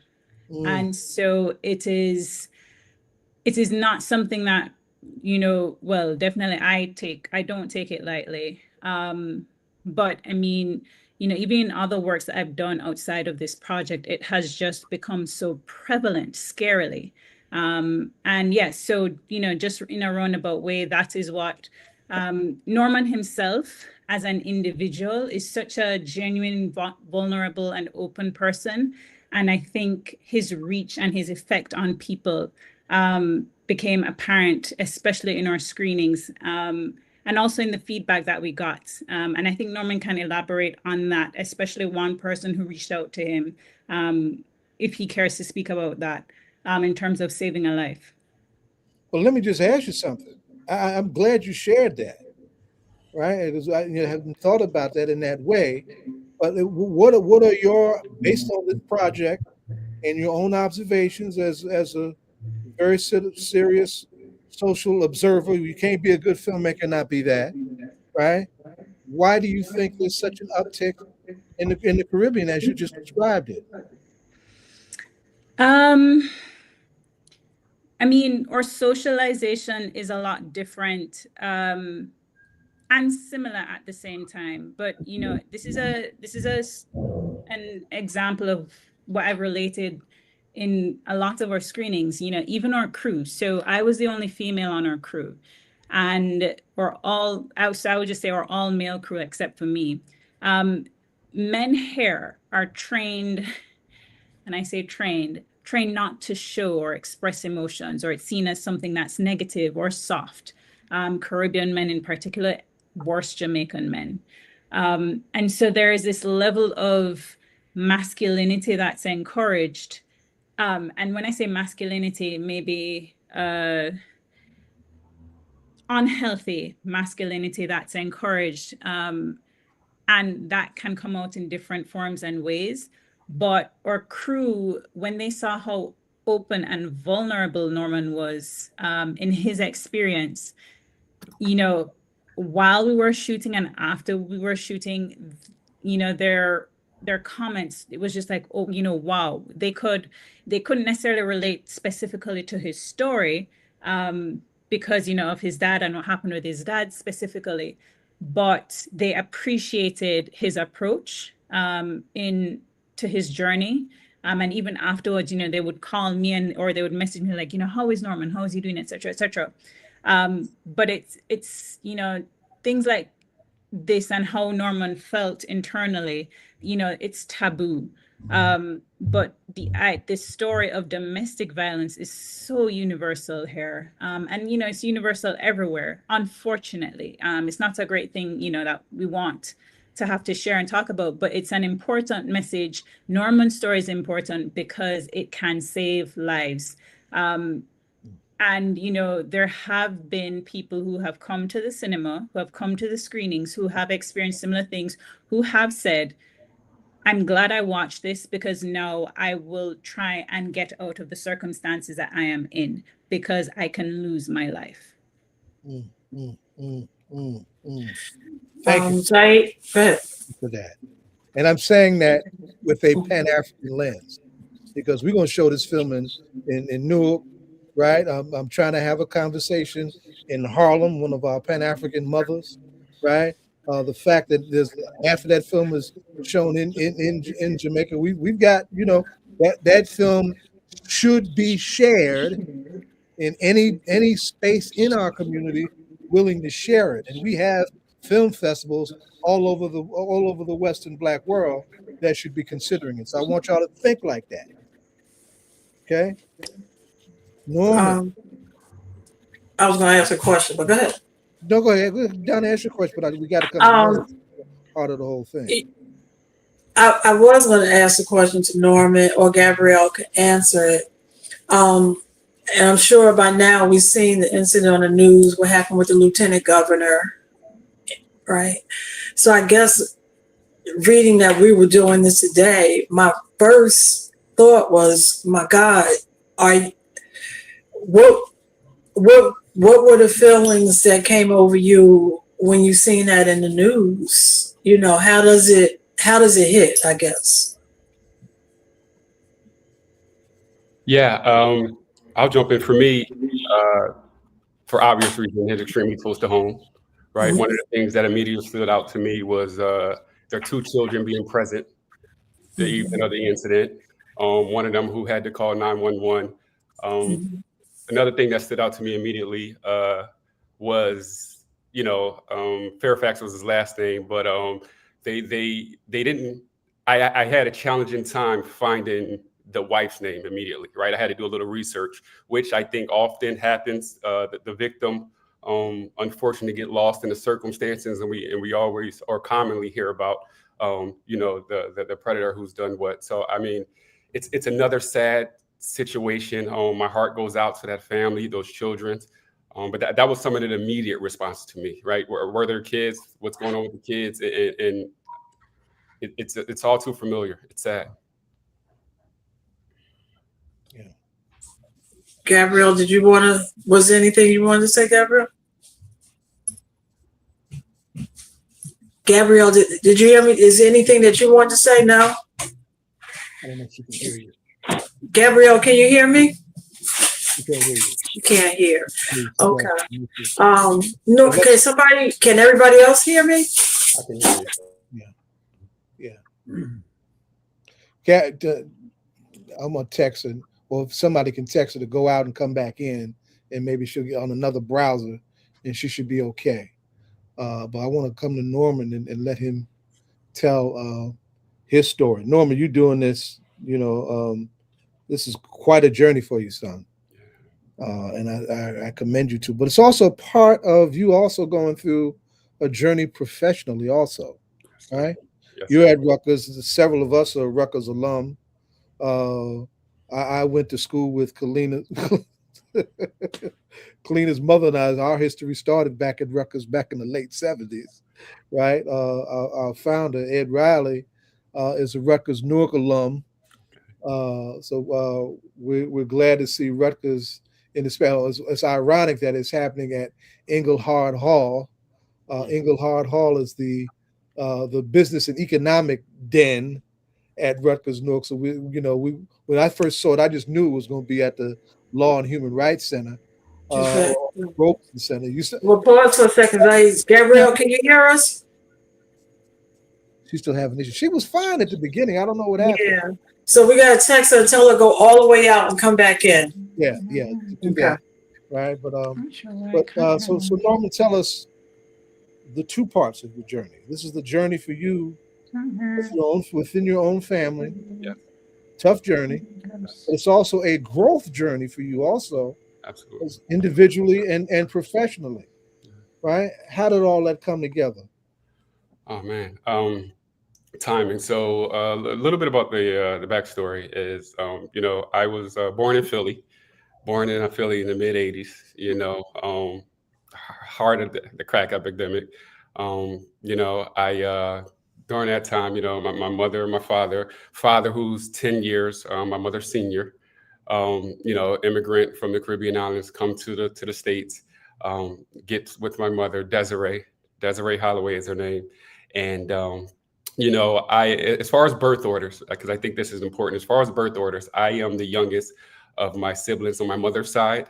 I am also one of the three who actually live with both my parents. So I stayed in a home with both my mother and my father. At the age of 6 years old, the night of the incident, my mother and my father, there was an altercation. Without going too much into the details, the screen in the documentary goes into all of this. My father made a decision to pick up a gun and shoot my mother 3 times. During that incident, I was present. Immediately after that, father went to jail. I went with my mother's side of the family, and that was the last time that I had seen both my parents. Throughout that time on my mother's side, it was a very hush-hush type of an incident, right? We don't talk about it. No one spoke about it. I didn't have, I would be curious and have questions. And as a result, I adopted that mindset, right? I adopted that hush, hush, keep to herself. If no one's going to talk about it, I'm not going to talk about it. And what I found in a lifelong journey is the impact that had on me as a young man, right? Psychologically, socially, academically, I was poor performing for a lot of different reasons in school. I failed the 7th grade twice. I never went to high school. I was seeking. Grandma was doing the best that she could with me, raising other grandchildren as well. That story. And I was just a lost young man, just trying to figure it out, for lack of better words. And that came with a lot on that territory, a lot of decisions that caused my life even more turmoil throughout that process. I became a father at the age of 19. Shortly after, I had 3 more daughters, so I have 4 daughters in total. And even as a father, and this is where it really got challenging, because there was extra layers to it. I was a young man, still hurting, trying to figure out what's wrong with me, right? Why can't I live up to these expectations? Why is it that I feel this way and I can't do that? It caused me to do things that it was almost as if I was possessed, right? It caused me to make decisions that wasn't conducive for my reality. I recall the first time that I went to a therapist was immediately after the incident, and I was 7 years old. They took me into this therapy room. I remember walking to the room, and an older, and by older, I mean, she appeared to me, she looked like she was 100 years old to me. An older therapist comes in, and it was a white lady. And that was the first time that I had ever seen or interacted with any type of white people, right? So she comes down and she immediately jumps into these questions about the incident. And I just shut down. I didn't speak. And I remember her looking at my aunt who brought me to that session. And she told my aunt, "Get him out of here. He's not ready to talk. Bring him back when he's ready to talk." And that was the last time that I had speak. Wait, Norman, I'm sorry. You said the mental health person said, "Get him out of here." Yes, he's not ready to. He's not ready to talk. Right. In Philadelphia, he's not ready to talk. Bring him back when he's ready to talk. And you know, that was a lifelong. Right. I started doing therapy. You know, I would say maybe 10 years ago, give or take, on my own. So that was the last time. You had a large gap where I didn't have the tools or the skills or any of that to communicate what I was going through, how I felt. It impacted my relationship with men and impacted my relationship, let alone with women, right? I often try to create this safe environment for myself. So I would often people please or try to control the environment so I can feel safe.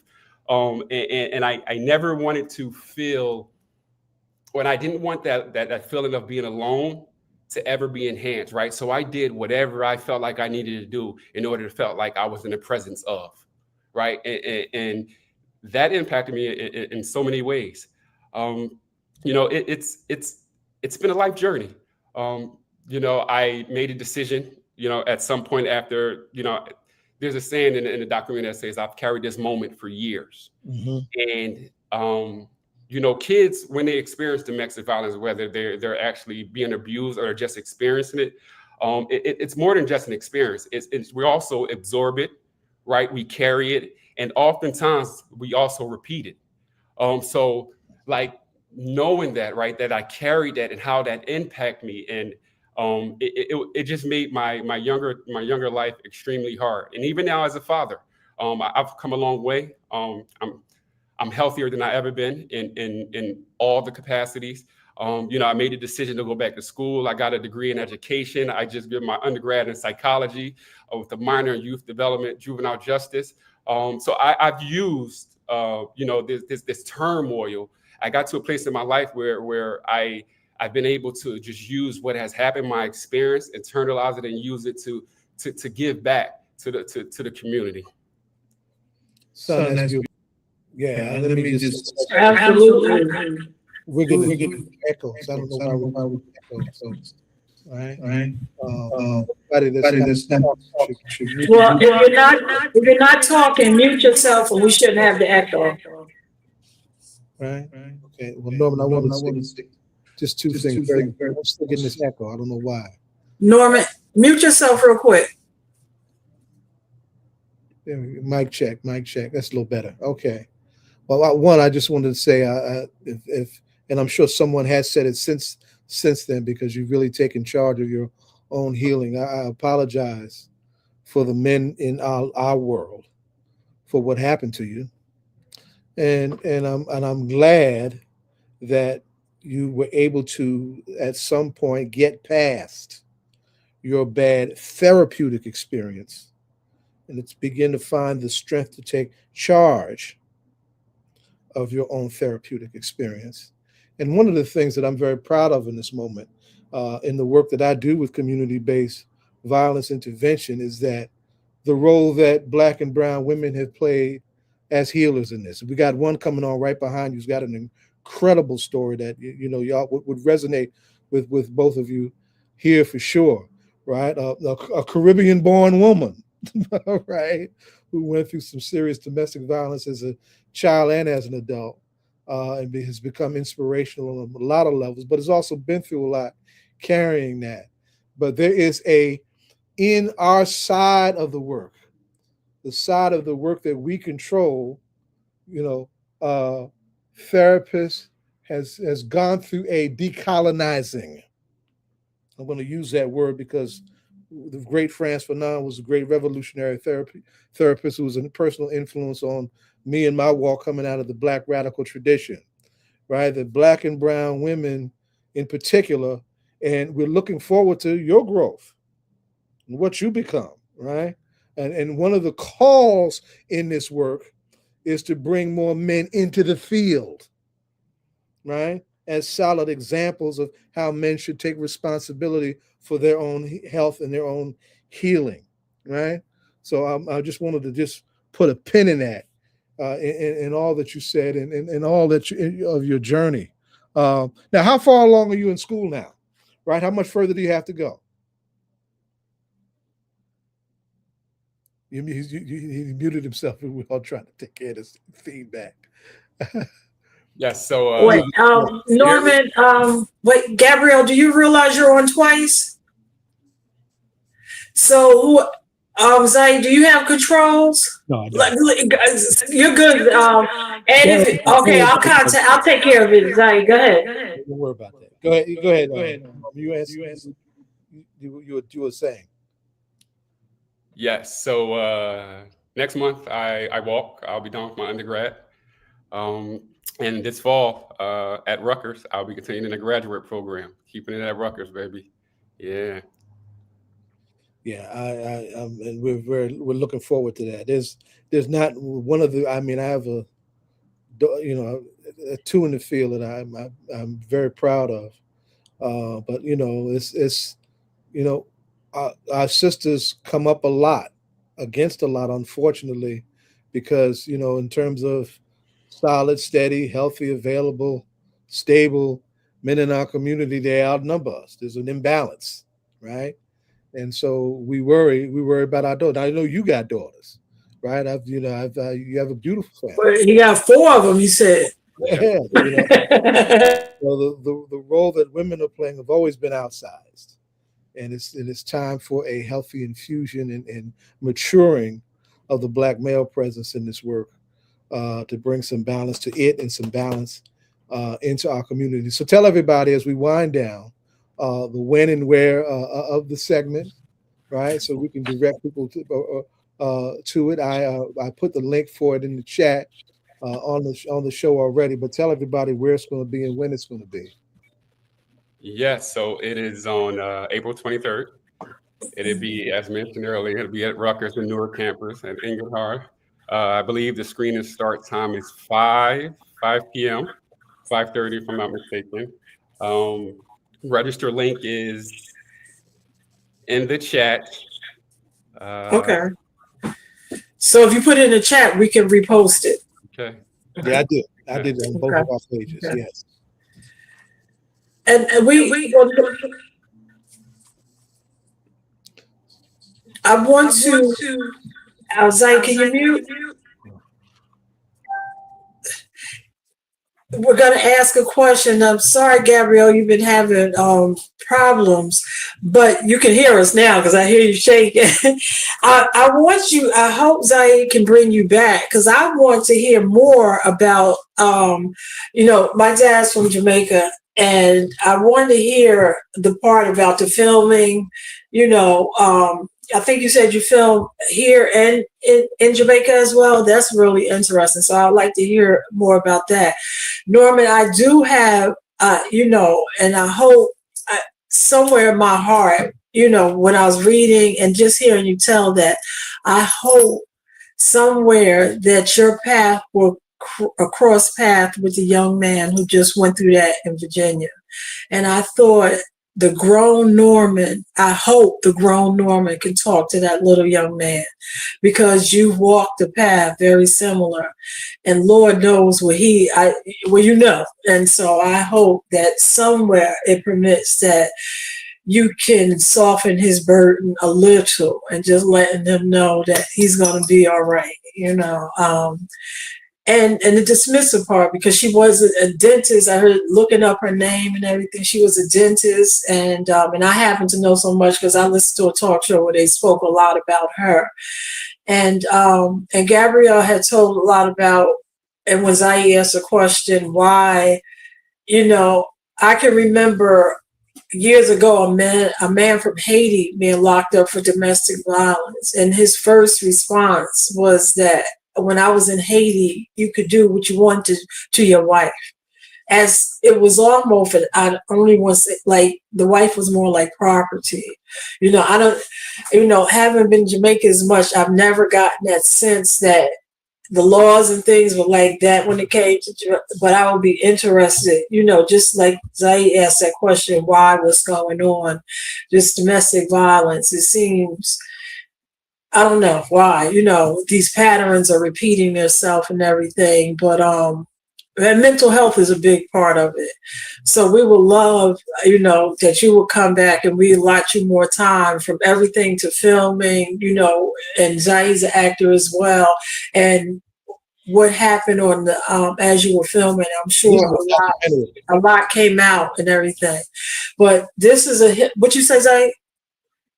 This is a documentary. It's not a feature film. It's a documentary. But it's still, they were filming, so things happened. And I'm sure as things were happening, that realizations came out, is what I'm saying. What happened on set and the healing and things like that. Because I've seen that it's been out for a while. It's on Tubi. Is it still on Tubi? Okay, so it is. It's on Tubi, Amazon Prime, and a few others. Okay. So we'll get to see that. But this is a hip hop political show. And while you're doing the work that you do, is there a hip hop artist, individual, or group that you listen to? Gabrielle, why you swallowing? You want to tell me Bougie Band? It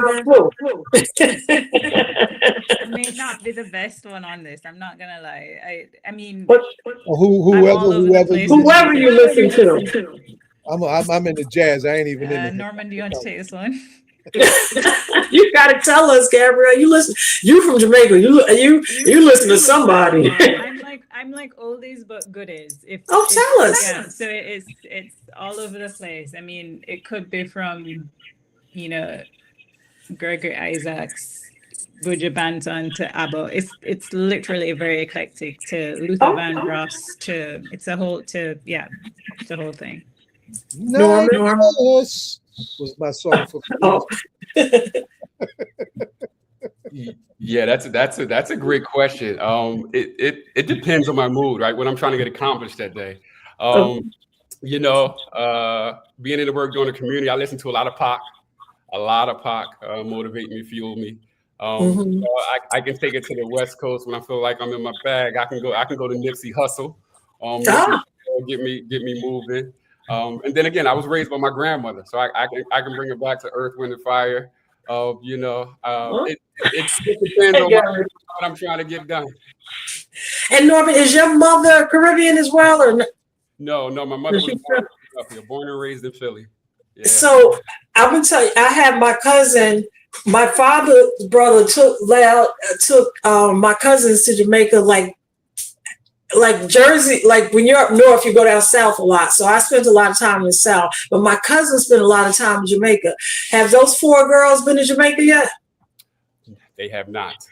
Make sure, listen, if you don't get them girls to Jamaica, and my cousin actually graduated from the University of West Indies.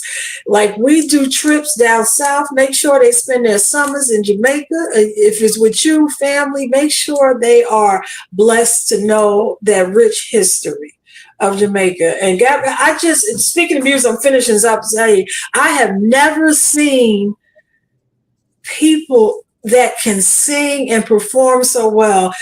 People always talk about, I can't think of right now, but Jamaica, the artists in Jamaica are just, oh my gosh, it is so underrated when it comes to artists. So I just want to say that's it. What you say? The land of Mr. Marley, Oh, but and all them people, Yeah, it's just the talent is just phenomenal in Jamaica. I mean, to the Nani and the Maroons. Yeah, like you said, the studios and that. I've been everywhere in Jamaica almost, other than like Port Antonio, like Mandeville, I think. So yeah, make sure them babies get there, Norman. That is very important. That is such a history. My grandfather was a Garveyite, and just make sure they get there. I'm gonna come make sure.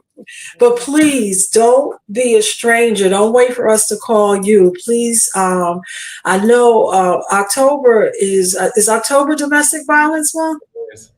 Yeah. So almost if we can. I could say that September 26th is the next Brides March against domestic violence in New York City. September is actually, yeah. You're right. Domestic Violence Awareness Month is October.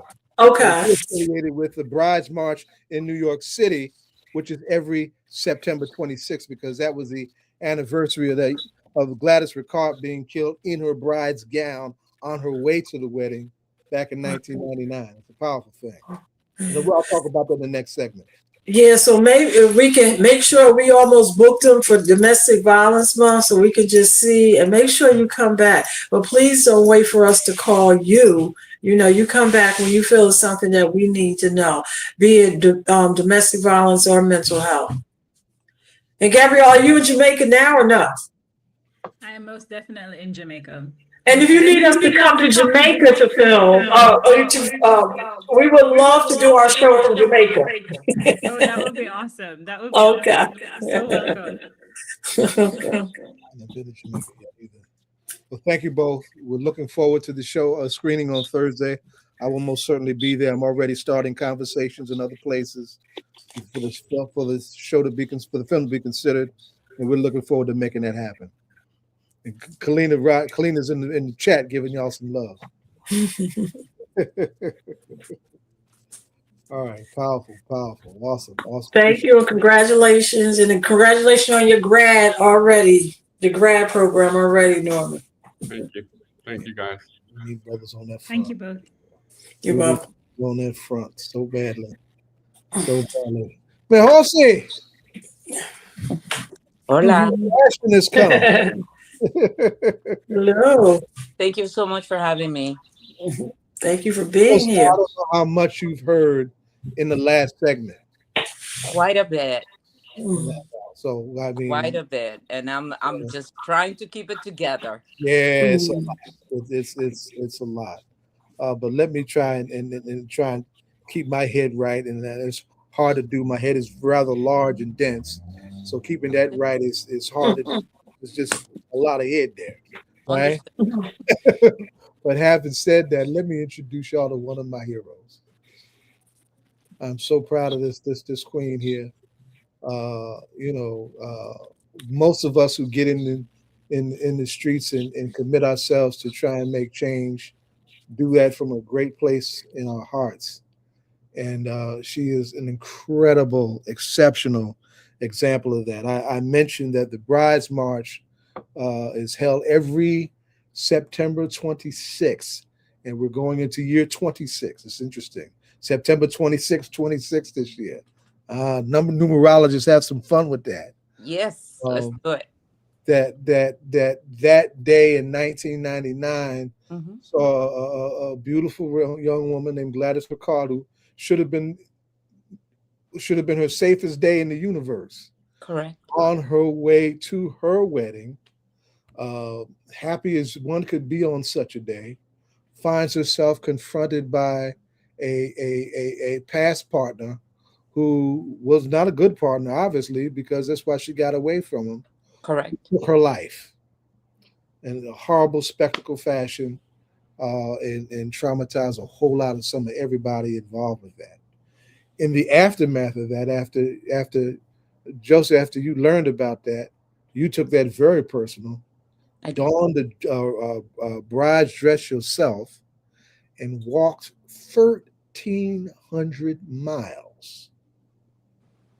1,300 miles from Jersey to Florida to dramatize the scourge of domestic violence.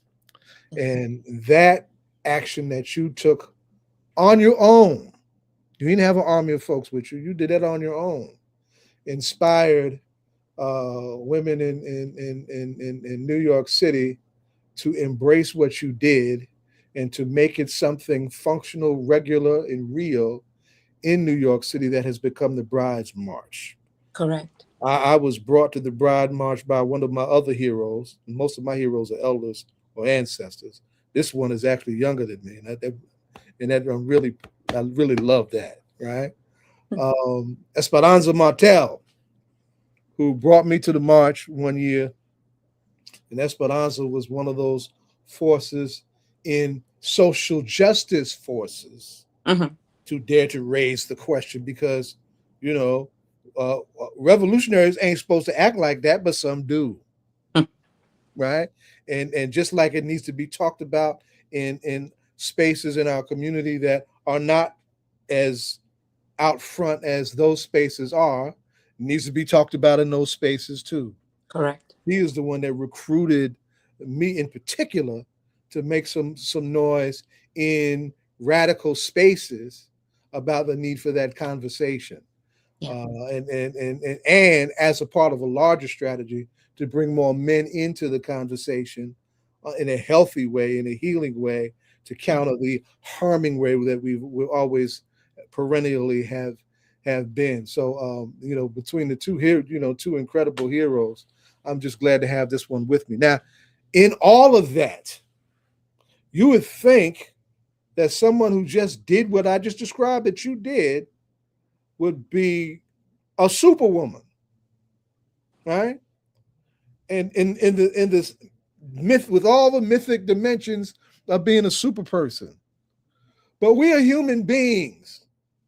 Even sometimes when we do incredible things in an incredible way, making incredible sacrifices, we're human beings. Yeah. And the fact that we're human beings, the physical gravity of our humanity sometimes reminds us that we're not supermen and we're not superwomen.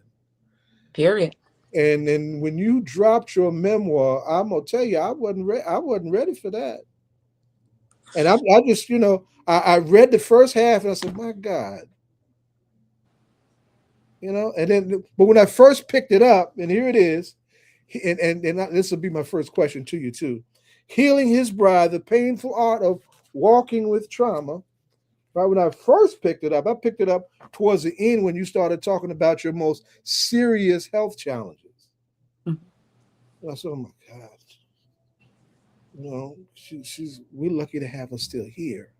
I don't look like what I've been through, right? No, you don't, baby. No, you don't.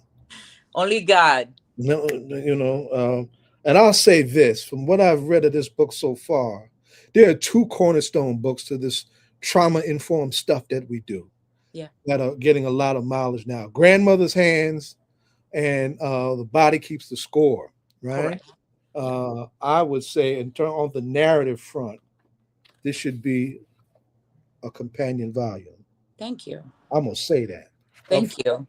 And I'm going to let our comrades in the field figure that out too, right? But it's like that. I put in I'll put it in the chat now how folks can get it. And I said today to our comrades from the Brides March that we need to be figuring out what we can do to host you in New York City, just a night for you, not the same day as the Brides March. That day is a full day. Me and my gnarly knees, I'm gonna tell you, right? It's a full day. You and I both, yes. Okay. Last year we did it. Not out doing all that walking from Washington Heights to the Bronx and Harlem and the barrio and whatnot. I had to leave y'all and do this 3-hour show. There's got to be one walk for our age group because you and I already put in all the miles when we were younger. Now we need, the elders walk. That's going to be completely different.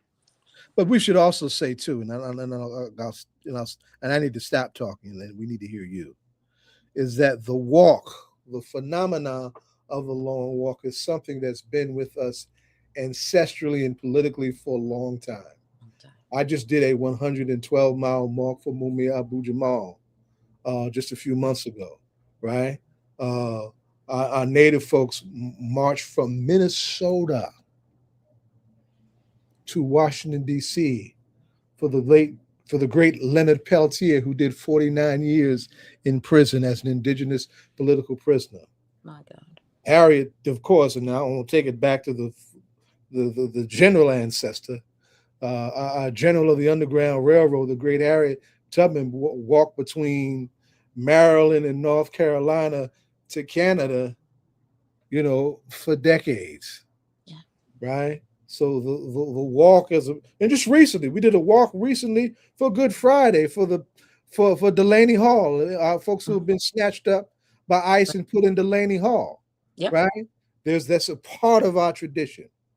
It's a ritual almost. Absolutely, very ritually laden. Yeah. So let me stop, right? Because I lay it on. Yes, right? you do, sir. Let me stop. But that's what we love you. I'm glad somebody do. So first of all, I want to say thank you for having me. This is my very first podcast since I released my memoir, Really? and very, very first, very Wow. first. Wow, thank you. Thank you. That's No, right. I'm very honored. I'm very honored. Since the day that I met Saeed, I knew he was a man of integrity, a man that walks the walk, as well as talk the talk, because our young people need that. Mr. Norman, wow, his story, his courage. But even as I heard him speak, it's like, oh my goodness, this is what I talk in my memoir about. That's What right. trauma does to us, to our body, to our mind, to our psyche is unreal, and a lot of people don't know it. I got a lot of notoriety through the Brides March, a lot, a lot. And as we have come to find out in this political climate, um, people can be very gullible, right? So I could have seized the moment, but my life was messy.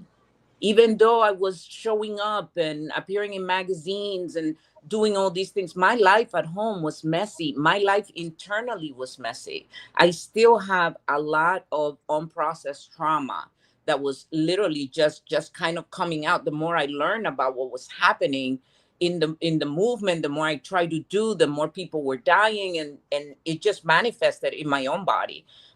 They've done research, and I am like like the poster child, the ACE study, which is adverse childhood experiences, which is the most impactful research on trauma right now. It was done by Kaiser Permanente in the CDC. They basically were the ones that founded that research with 17,000 people. They give you 10 questions. The more you score, the higher you score, the higher the level of trauma, and the higher possibility of medical concerns coming up, even though you don't bring it upon yourself. In other words, you can get lung cancer, even though you don't smoke. In my case, I got 2 severe pulmonary embolisms. I was like, where did that come from? I didn't know I had a genetic disorder. I was born with a genetic disorder that did not flourish until I was 40. And then I almost died. And so that was a big wake up call for me. But a lot of other things happened. And I You survived 2 bouts with a pulmonary embolism. I'm stopping there because I want folks to understand that that is deadly. it is. It is. I don't think I've ever even heard of it. I was walking around limping with that deep thrombosis, and I didn't know. I thought it was my heels. I'm like, ooh, those wedges I've been wearing. And it's like, no, girl, it's not your wedges. You're about to die. And we're here for a reason. We're all here for a reason. And I'm very uncomfortable with the attention, with people glorifying me in any way. I understand that I had the vision to start this movement, but really the inspiration of this movement is Gladys. And Gladys is, it's a symbol of the problem that we're having in our society. I mean, not only did she lose her life, but then she was being ridiculed by some attorneys in the community, where there's still community members that are so ignorant about domestic violence and so ignorant about what's happening in our communities that they literally were blaming her for her own victimization. That just got to me. And that's when, God gave me a vision to do this. And I'm like, well, there's millions of people you can choose. Why me? Like, I'm at the top of my game. I'm working at the state attorney's office. I had just gotten married to a very, very nice man who was a prosecutor at the time. Like, I really got a lot going on for me right now. And you're telling me to leave everything to go walk? Not only did he ask me to go walk, I think the scariest part was He is God, by the way. I want folks to be very clear on who you talking he about. is God. Yes, he is God. And here's the thing. It was so specific, the vision and the commandment and how I needed to do it, to the point that he told me something enormous is going to happen. You are not to stop. You are to continue. So my walk was scheduled to start September 26, 2001 in Upper Manhattan. And then September 11 happened. And all the backup people that I had, all the friends that said they were going to take time off and come stay with me and help me do the walk, and kind of pamper me so I could concentrate on walking, all that vanished. But I think that when you know what your purpose is, there is no fear. There might be a little bit of confusion, but it's like, okay, we'll figure it out. I focused on one day at a time, one step at a time, literally. I didn't know where I was going to sleep, what I was going to eat. There were times I was broke, but I walked and I kept walking until I completed my mileage and I got to FIU North where I was doing an internship. And my memoir shows the messy parts of Josie, not the clean, nice, CNN, stream media and the people, the person that maybe people saw me as, right? The professional, the high achiever. No, I'm not all that. I was a mess. And just like Norman was saying, I committed a lot of indiscretions. I did a lot of things against my own body, against my own children. I was going on pure adrenaline. I had so much trauma that everything that I touched, I was very strong. I still am. I've always had a strong personality, but internally, I was fighting myself constantly. So if you tell me you need me at your house to clean your toilet, watch the kids, and cook a meal, I'm your girl. Because my job was to focus on you so I didn't have to focus on me. Meanwhile, my body was like, we need a timeout. Can we talk? And I'm like, no, I don't want to talk to you. That's too much intimacy. I'm not going to sit in my filth for an hour or two every day.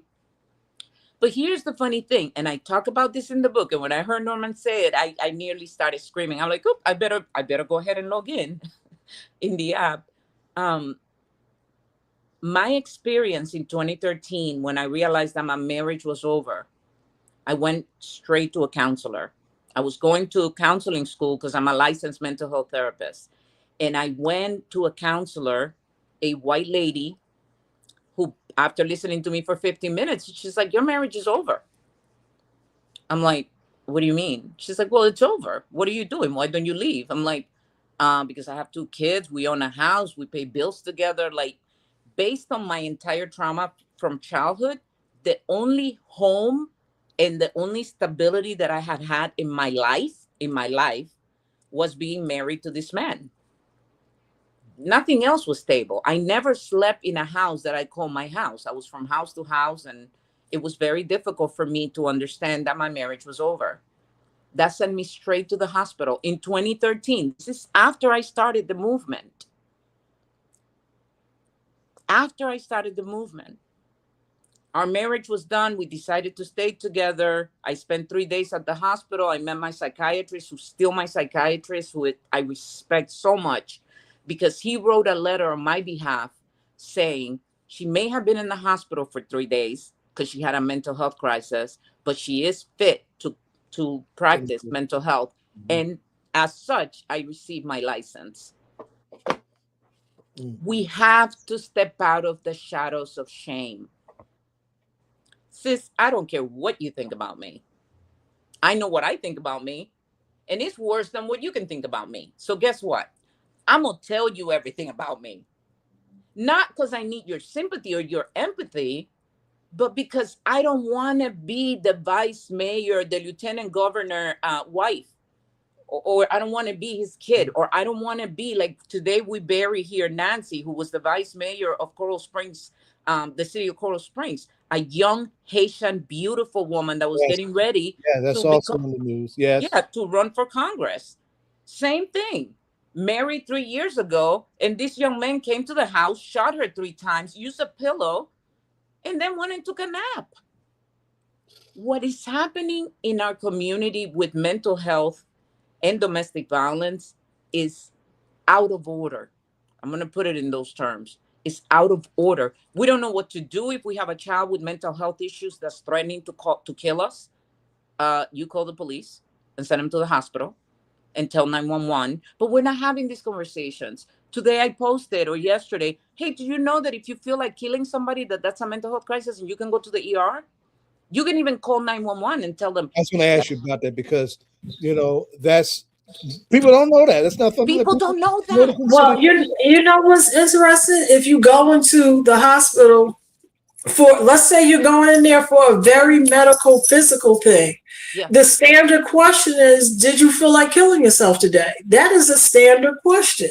And you know, like, while people may not think about it, it is a standard question. It's interesting that you say that, because as soon as you said it, that's the one that, I don't care if you're going in there for this, like, you know, once they get to you, that part of the intake is, did you feel like harming yourself or anybody today? That is a standard question. That is the law. The law is Okay. that if you feel like killing yourself or killing somebody else, that is a mental health condition, and you are to be taken to the hospital so you can be stabilized. Now, if you commit a crime in the midst of all of that, you could be found incompetent. You know, there's a lot of variations. But the thing is, if I don't know, because I was where that lieutenant governor was. I've been there, just like Dean was talking about. We all have had that moment. Right. You know? I became pregnant. I was still not divorced in 2015. 2013, you tell me my marriage is over. I stay at the house. We don't tell anybody, because who cares? He lived his life. I live my life. We're not going to separate assets, but we don't get divorced either. We find comfort in connection. Why? Because as children of crackhead, my mom is literally a crackhead even today in her 70s. She's still using crack. Okay. We need that connection, that touch, that body. So, well, isn't that what they say, that that's one thing that that's common to being human, that we need connection. yes. And I don't know, and one day we'll talk about it, because that's what they say. The cruelty of solitary is that you really, yeah. Yes. And yeah, I'm not even going to talk about that, but I work at a jail. I work at a maximum security jail. And as an independent contractor, that's one of our jobs. We need to assess them. Is this healthy for for the patient that we're treating, for him to be in solitary confinement right now because he pissed off one of the deputies? Basically, right. Sometimes it's just that. Oh, you pissed me off. You're going in solitary confinement. You know, it's jails are not trauma-informed practitioners. And everybody that is in jail today, I guarantee you, because I assess most of them, they are trauma survivors. So even the slamming of the cell jail, not one time, it could be 150 times in one day. I promise you that, because I get triggered daily by it. They're there listening. Boom, boom, boom, boom. You stay there a year, 6 months, 1 week, you get out like this, bouncing, literally bouncing. So it's a lot. It's funny, Joe. I remember when Cory Booker was the mayor, there was a young lady by the name of Wanda. I can't remember her name, but she did the study like you said, but she did a study to, at the end of the study, she said that the majority of persons in the New Jersey, probably all over, but she was doing New Jersey penal system, are there as a result of mental health. So if you take out the mental health, there would be no prisons, basically, is what you say. And victimization. A lot of these young men, especially our Black men and brown men, they have been hurt.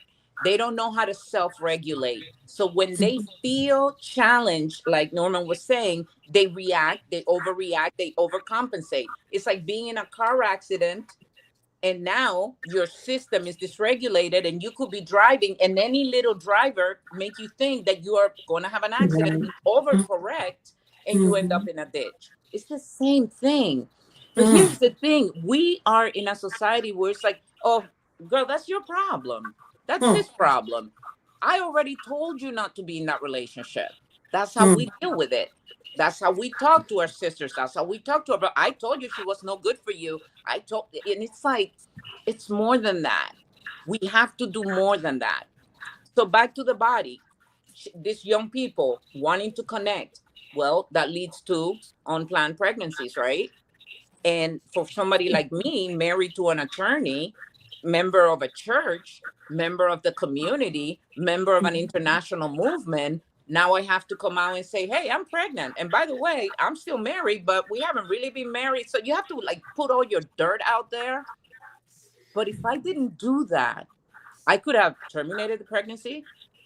I could have told my husband that it was his daughter, even though we were not together. He would have said, "Oh yeah, you're right, it's my daughter." But I wasn't gonna play that game and do that to my daughter, do that to my other daughters, do that to, you know how messy that is. Those family secrets. I refuse, and I refuse because I refuse for many reasons. But I tell you what, one thing I've learned in my life is you have to be grounded, and you can't let society bully you. And I've been bullied for a long time. Even in this type of spaces where we're having movements and we're doing things, people that have wanted to, give themselves some sort of authority over the program that I created, the vision that God gave me, where I have to be really not zealous. That's not the word I'm looking for, but I have to check them. I have to check them because this is something very sacred to me. And I have to make sure that I nurture it and that I take care of it and that it's not contaminated with nonsense. That's the way I look at something, that a vision that God gives you, you have to protect it. So that's where I'm at. And it hasn't been pleasant, but man, it's been healing.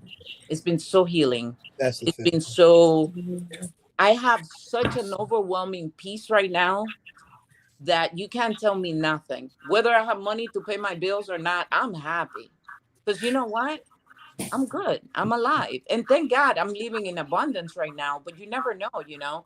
But these images that we want to keep, just like Alexis, I think was her name, the filmmaker, she was talking about it. People want to keep everything hush hush. And even Norman was talking about it. Can you imagine you lose your parents and nobody want to talk about it? I was raped at 9 years old. Nobody told me anything. They had to take me to the hospital. Nobody said anything. Nobody asked me anything. We never discussed. There were no family meetings back then. Right. Josie, so from a mental health standpoint, when people are challenging, you're saying, like, take care of yourself, deal with it. But what happens when a lot of people don't have the nucleus family there, and from the outside in, it's almost like a permission to be crazy right now if we're looking like what's going on globally. Yeah. And like you said, permissions, everything is out. There's nothing kind of regulated, and it's almost like a norm to just be all over the place and crazy. What do you say to people? And self-regulate is something, but what happens to people who don't have anybody to teach them? And then when you look for answers outside, everything is just crazy. What would you say to those people? Well, here's the thing, and I'm going to tell you how it worked for me, because I was very young. My abuse started when mom left me in another country to come here, and over there were other problems with grandpa being an alcoholic. But once I came here, there was drugs, there was violence, there was molestation, there was rejection. My mom didn't believe me. She sent me back, stay with her abuser and my molester. So it was messy. Then I found my own abuser and my own dealer who got me into drugs, because to me that was normal. What's the problem? I was 17 years old. And let me tell you how I got out. It's not like I was, oh my goodness, I'm such a great girl, I'm gonna beat this and convert myself into an activist. No, I didn't know. I didn't know. I certainly didn't know. And when I tell you, you, me, Saeed, Dean, we are those people. When you encounter a person, it's what you can do. Let me tell you why I'm not a crackhead prostitute today. Point blank. Because in my country, I went to Catholic school my entire 11 years that I was there, right? Because we started there like at 3 years old. I started learning about faith, right? I went to Catholic school, but I'm not even Catholic. But anyway, the thing is that it was the 80s and late 70s, and there was a lot of drugs that was coming into this part of the world. And you remember the eggs on the frying pan. This is your brain on drugs. Yeah. I never forgot that. I never forgot that commercial. And the campaigns that we will go with the nuns on say no to drugs, they did not play. And that stayed with me. And that's how I know these walks, these rituals, they're spiritual transformation, especially when you have a young brain. So how Mm-hmm. we impact, I'm launching this book this weekend on Sunday. We're having a family friend gathering. I'm inviting kids, bring everybody, bring grandma, bring everybody, because really it's not for one person. We are going to make the difference. So anyway, the first person that helped me was my school counselor. Well, my aunt and my cousin always helped me. They were always there with me and kind of like shuffling me, because the power and control issue with my mom, and that's my daughter, and my aunt is like, you're crazy, I need to take this with me. So she was my protector. But my school counselor, I saw her one time and she said a few words: you don't have to be like your mother. Mm, She gave me permission to be better. right. She gave me permission to be better, and I ran with that. Then I went to apply at a job and at a restaurant, and I was hired. And between the manager, another waitress, two other waitresses who are my very good friends, they're actually flying in tonight to be at the event on Friday. They literally took me home. The store manager gave them money to pay their rent, and they took me home. One got me Mm, a job with the state attorney where I worked for 7 years. The other one kept me home with her son until I got out, until he stopped stalking me. Then when mm, my aunt realized that I was serious, then she took me home and said, okay, now you go to college, you go to mm-hmm, work, and you come home. That's it. So they set limits, they set structure. And mm-hmm. so it takes a community. Village. Mm-hmm. It takes a community. We can't be bad mouthing each other and saying "man up," because this men have real feelings. There are a lot of very toxic young females out there that are playing with men's emotions. I don't condemn violence, but I don't condemn. In other words, I'm not okay with violence, but I'm also not okay with people playing with other people. I'm not Mm-hmm. okay with that. But these young men need to learn self-regulation so they know how to pick the ladies that are healthy. We don't teach people what healthy looks like Exactly. Okay. anymore. So that's why I want to use this memoir to do some community teaching and some enlightening, and just rescue some lives. That's it. With programs like yours and what Saeed does. And Mm-hmm. I want to travel all over the world and bring another perspective. I'm not perfect, but I did a lot of good. I've helped a lot of people. But most importantly, I got to know who I really am, and I got to fall in love with me all over, or maybe for the first time. And that matters, because when you love yourself, you can love your partner even more intensely and more harder, and your kids and your loved ones, not just your lover or your partner, but your kids, your neighbor, even at Publix. I go to the supermarket, I'm like, how are you today? The cashier is looking at me like, well, you're very joyous. And I am. I really am. Exactly right. That's right. We need more of that. That's exactly right. Mhm. Chelsea, let me ask you this. And this is the one question that's out of the box that I've been wanting to ask you about. What made you use the title that you used? And let me tell you where I'm going with this. Right, I mentioned Esperanza Martel at the top of this conversation. Right, the black women who raised me in the Black Liberation Movement were like, what the hell is she talking about with this title? I could hear them. They're all in my head with this. Like I can they cussing it. F his bride, F him. You know? But the title They're is, strong women. They're strong ancestors. We oh know that. man, right? Healing his bride, right? I mean, they're like, the hell with his, right? but so but that's what you leaned on. That's what told you to use that title and to make what point? So we are the bride of Christ. That's the way we see it in my practice, in my religion. Men, women, and children are his bride, and the bride is not getting ready. The bride is she's bouncing and bumping and doing all kinds of crazy stuff. And I'm talking about men, women, and children. We are not protecting our communities. So that's the nuance in the title. I hope I can be somebody's bride at some point. I hope I can be um, somebody's life partner, and that I get to experience what that feels like for real, in an environment where my body feels safe to surrender itself in a healthy way.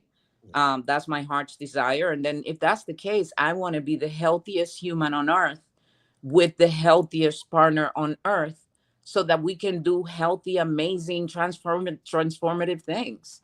That matters to me, especially now that I'm getting older. So yeah, that's another part of it. But yeah, people can interpret it any way they want, but that's where I was coming from. Medically speaking, how is your health? Much better. Much better. I just realized this week, after a quick hospital stay, getaway, rendezvous, if you will, in the ER, I'm on first name basis with the nurses, that I cannot cook with the Spanish sazon completa, or I cannot. That doesn't go well with my spirit. So I'm making some dietary changes, but I'm well. I am definitely God's miracle. But all this autoimmune disorder that has come out, including this, which Michael Jackson had, by the way. Oh, yeah. You beat me to the punch, as you were. Yes, sir. And we never talked about this, you and I. No, we haven't. We haven't talked about anything. To that point, when it happened to Michael, nobody knew how to talk about it. Michael had tons of trauma. We know that. As he got older, those panic attacks, that inability to sleep, I went through the same thing. And what do? Pills. Now, my life is not nearly as stressful as his was, right? And I was not on the light, even as it is. Like yes. Sometimes I shut down my Facebook because I feel vulnerable. And I shut it down, and I can shut it down for a month. I haven't shut it down in a minute. That's good. That's actually very good. That means I'm feeling good and strong and healthy. But yeah, all these things that come out, depending on your level of trauma, they can be very, very discouraging and disheartening. And then you have to deal with your bad choices. And Norman was saying this, the bad choices that you make as an adult, as a grown adult, and they're bad choices, and you know you're being judged. And now you have to forgive yourself and understand that you're doing, like my pastor says, the best you can under the circumstances that you're in with the resources that you have.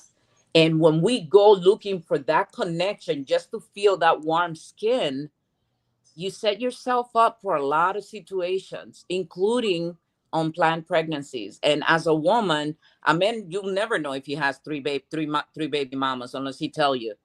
But with us, everybody know how many baby daddies we have. And everybody know when we did what we did and the fruit starts showing. Yeah. So I don't ever want to continue. I don't want to continue to judge me and label me as being a woman that is less than, because I am worthy. I am enough. I am okay. I am somebody to be loved and accepted. But it has taken me 50 years to embrace that concept. Mm-hmm. And I'm just happy to be here. It has taken you 50 years to embrace that concept. Is this, Josie, is this your first time coming on? It is. It is. It is. Well, don't be a stranger, but I do have an important question that we asked all of our guests. Donna, hold on, because I want to put in her contribution. That is this book. Just as I said that this book should be a companion to those two cornerstones of trauma-informed work. That is My Grandmother's Hands and The Body Keeps the Score. One of the things that happened to us in the capturing of our ancestors and our lands is the taking of our tongue, our capacity to tell our own stories, right? And some of the important foundational literature of our communities are our narratives. Right? Yes. Right? Coming out of the slave trade, it was Frederick Douglass's narrative. Malcolm's autobiography is considered revolutionary slave narrative. Asada is the female companion in that, right? So you have given us a narrative to navigate the minefield of reclaiming our health as we seek to claim our liberation. Yes, sir. Right? and it is important to appreciate and to dare to see what we do with that kind of serious intent, and to properly value each other and to build on what each other contributes. So I just want to commend you again 1,000-fold. How terribly proud I am of you. I'm trying, I just scratched myself. I said, I don't know how much time I got left on this earth. I got to figure out something, to get, I've said that I've done what I need to do on this earth. Right. If you let me sit in your classroom one day, I'll be happy to share some tips. But I tell you, I'm so honored to have met you, Saeed. You have been such a awesome addition to our movement. How you hold us, how you walk with Esperanza and hold her is just a testament of how much respect you have for us, for our movement. And I've been watching the show and following it, and I love it. I think it's amazing. I started watching it from the beginning today. I'm sorry you couldn't get the mayor, but You got you some guys are Newark doing ties good too. work. Huh? You got some Newark ties too that you mentioned. Tell us about your Newark ties. My what? Your Newark ties. Newark, tied to Newark, New Jersey. Oh, Yeah. well, my entire dad's family lives there, and I'm one of eight. I'm the eldest, and dad was busy doing his thing while mom was doing crack. So I kind of, had to fend for myself. But dad lived there. He died recently. I was not invited to the funeral. I actually was not allowed to go into the funeral, which it's okay. It's just the dynamics of it. But again, it's just another testament that our lives are messy, but in the middle of that mess, we need to show ourselves grace. I met peace with my dad the Christmas before he died, just this past Christmas. I have the text messages and I have peace. But I cannot force my siblings to find peace. All I can do is write this memoir and hope that within I can leave a legacy for not only them, but for my three daughters, and even for every man that I've encountered that I may have, caused to fall or damage in some way. Definitely there's work to be done there, but to not come out of the closet and to not face life for what it is and pretend that everything is fine and then either take my life or have somebody else do that, it's just not okay. We really need to learn how to accept our reality, change our narrative, rewrite the story with a level of honesty, but mostly grace to extend towards ourselves like we extend it to others. Josie, the question I was about to ask you okay, I'm sorry, go ahead, Ed. Yeah, I just want to say, because I popped in, I'd been listening in the back, and I just want to say I've never met this lady, but I'm absolutely moved by, her conversation just based around everything we've been talking about since we started this show. I mean, I have never met anybody. Huh? She's the real deal. Yeah, I have never met anybody that talks the way she talks. And I think that, just her truth is incredible. And I think that, I wish I had known her when I was going through what I was going through 30 years ago. And I thank God for the friends I've had. But wow, could you have imagined to have known her truth and to be able to speak to her? I think that even if the brother who did what he did to his wife allegedly could have spoken to her, I think she might have been able to in some way help him. Because I think that, I'm listening to her tonight and I'm like, I'm moved by her truth. I'm moved by the way she expresses, how she survived the messiness of her life. And even, speaking on how other young women, how they, may be messing up some other man's life. I think that, that kind of truth. And that's what I was saying, when I reached out to, all of the brothers. I was reaching out, Cleo Monago, who's a PhD in psychology, reaching out to, our brother Michael, and, want to talk to all of the men. But I got to tell you, I would be impressed to have this sister involved in that conversation with the brothers, just to hear her talk the way she talked. We in the, coming up, brothers in the street, we talk about keeping it real. This sister kept it all the way real and just talked about, and I told you, Zaid, when I came on, when we were talking earlier, it's a trust factor, right? To be able to tell somebody how messy you've been, right? And then when you in that mess, you afraid to tell, you want to get out, but you afraid to tell somebody about it because you don't want that person to judge you. You don't want to look bad. You don't want to look weak. Right. You know, and you and it's a dark place. And I was listening to you, and I just want to say I'm impressed. I hope you come back to the show. I hope you listen next week, and Thank you. listen to them brothers that who are the professionals in this area. But I will definitely listen. Yeah. And Yeah. I want to thank you. I want to make myself available. I think we've been focusing on the wrong thing. We've been focusing on the disease instead of focusing on our men that's still alive. We have not created safe spaces. I need us to do that for our young men and even for our older men. And we can. If the right forces get together, we can. And I will make myself available to you, your team. Saeed knows how to reach me. I'm truly honored for your words. This means a lot to me. Thank you.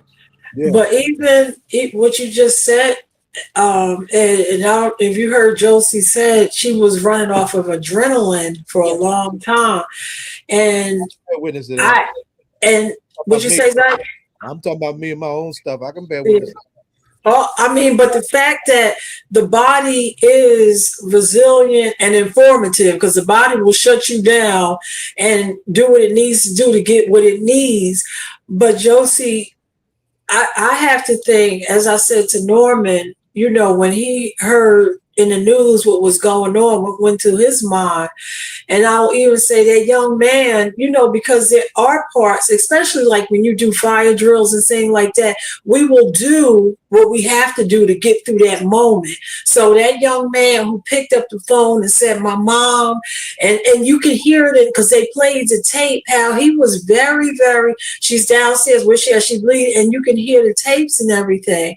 So I want, almost like, well, I'm not a medical professional, but he was in survival moment at that, to get through that point.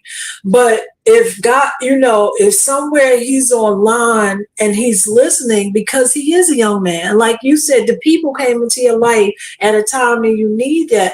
What do you say to that young man? Because sometimes the worst thing happens and people repeat what they've been through.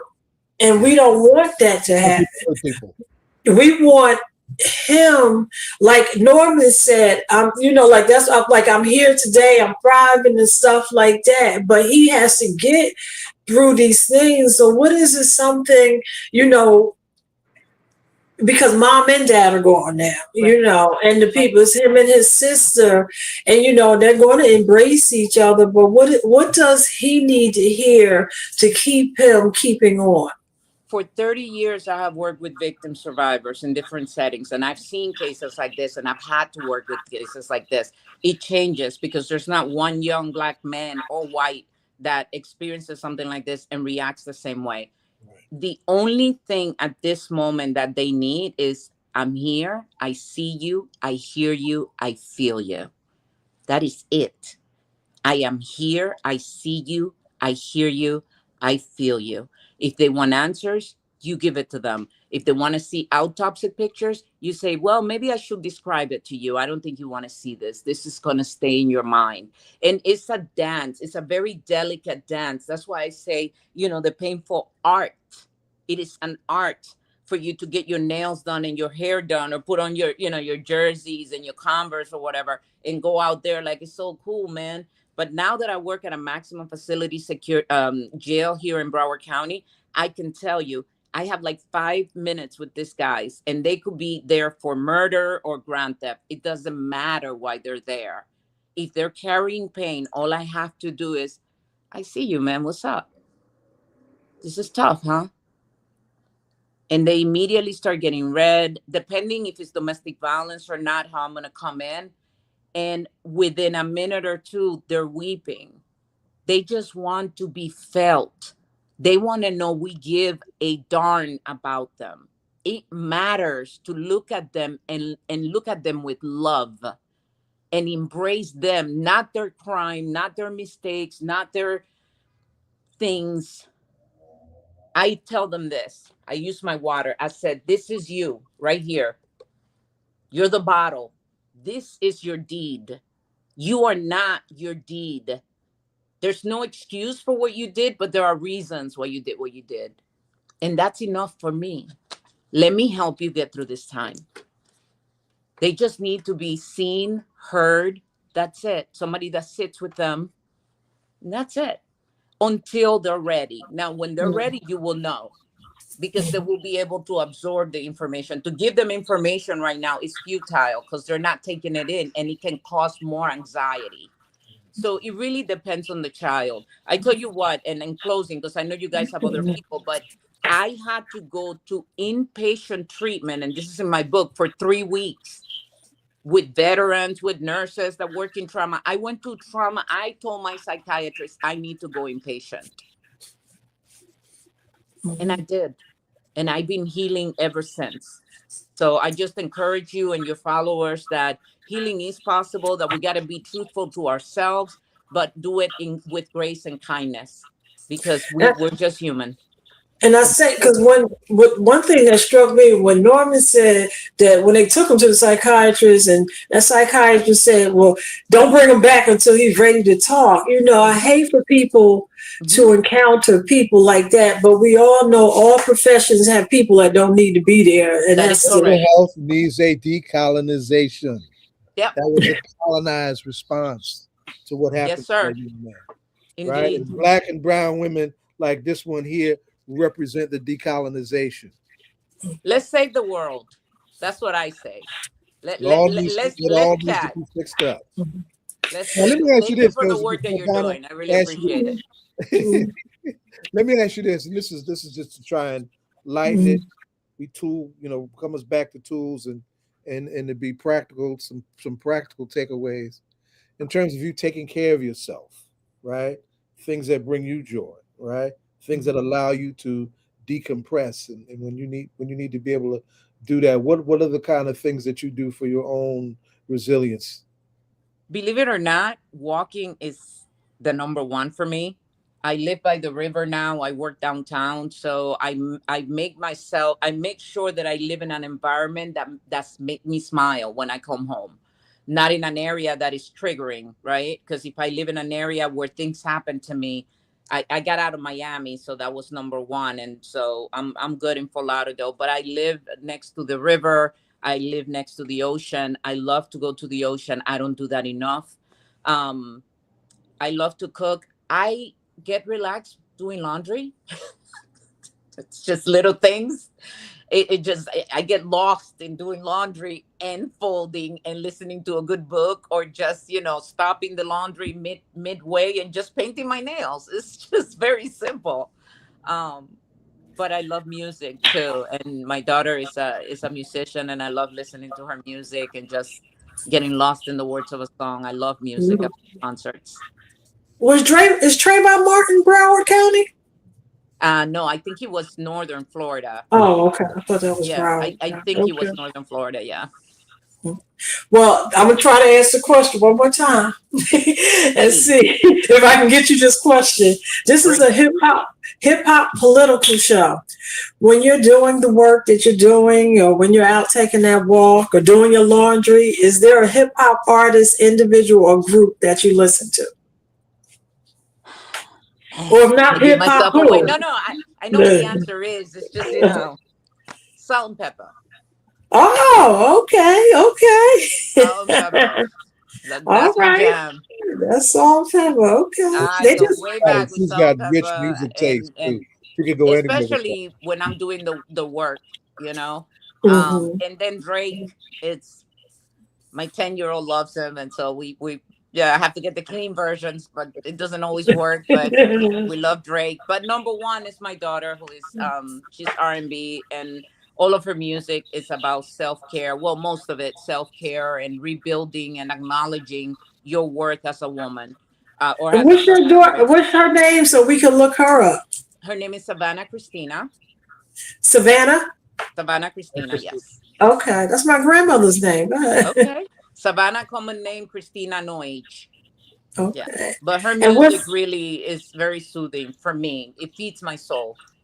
Does she have a top release song? She did Worthy, which she dedicated to me. Okay. I was with her when she recorded it, and Worthy is her latest single, if I'm not mistaken. Okay. I'm a big fan, but I'm on a need to know basis as a mom. You know what I mean? Okay. And I'm not allowed in all the platforms, you know. Well, we will be paying attention to Savannah Christina, and we thank you. And Ed, you should have her be a part of that panel, because I think a lot of the stuff that you said, I remember when I was a commissioner for housing, that somebody we were at a conference and presented that if you present a child by the time they're 3 years old with all positive things, no matter what they go through after, they will be, generally speaking, will be very resilient. And then completely the opposite, if they are about 3 years old or presented with very negative, then they will probably have problems and everything. I found that very interesting, because you said the young brain and how much that we don't pay or should pay attention more of what we're doing around young babies and everything, because their minds, as they say, are like sponges. And you know, they're not paying attention to what you're saying, but they definitely sure were watching what you're doing. Sponges, but they're underdeveloped. So what they're absorbing is distorted, right? But you know that shaken baby syndrome, when you shake their head. Okay, what I talk about, and this is nowhere in the literature, I don't think, is shaken nervous system syndrome. You take a child when they're children, showing them things and violence, they're so dysregulated. Like for decades, I walked just boom, boom, boom, boom, boom. People will look at me like, "Oh my God, what are you doing?" That's how I used to talk. Now I'm talking like this because I'm talking to you, but for the most part, I'm pretty mellow. I try to, anyways. I have learned to just de-escalate and sit. There is no more filth. I've cleaned it out. Every once in a while, I smell something and I clean it up internally. I try to. And that's what we do. That's what we have to do every day with an enormous amount of grace. Well, thank you so much. You taught us so much tonight. Yeah. I was getting ready to start quoting page 91. We'd be here all night. Thank you for having me. Well, thank you. And we will start paying attention to our bodies, because what you said, they will tell on us. They matter. Yeah. Thank you. Bye. God bless you. Thank you. God bless you too. Know that. Got your back. So did we oh, good Lord. Rhino's not here, but if he would say he was here, he would say happy birthday to Redman. Today is Redman's birthday. So we got to do that for Rhino. And did we congratulate Analia Mahia? Did we congratulate her? We definitely congratulate her on that. Yeah. There's somebody in the background. No. No. All right, maybe that was that was. Oh, who's in the back? Oh, because I was taken aback. I was looking at the gentleman that ran against her. He's a councilman in Randolph, and one of the quotes he said how Governor Sherrill constructed this election that resulted in low turnout, thus the reason for his loss.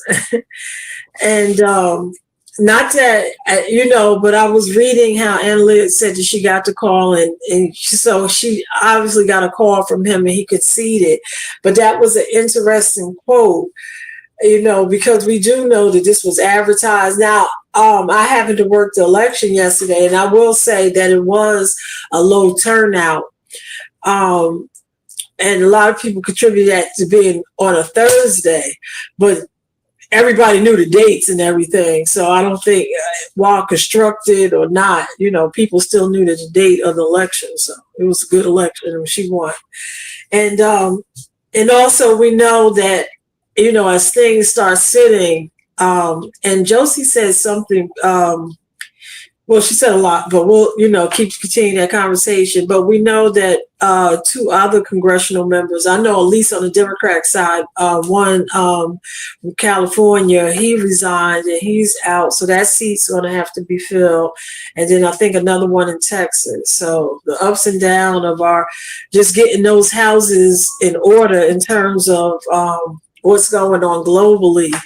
So there can be some checks and balances. I think chaos is the is the order of the day, I should say. Yep, that's exactly right.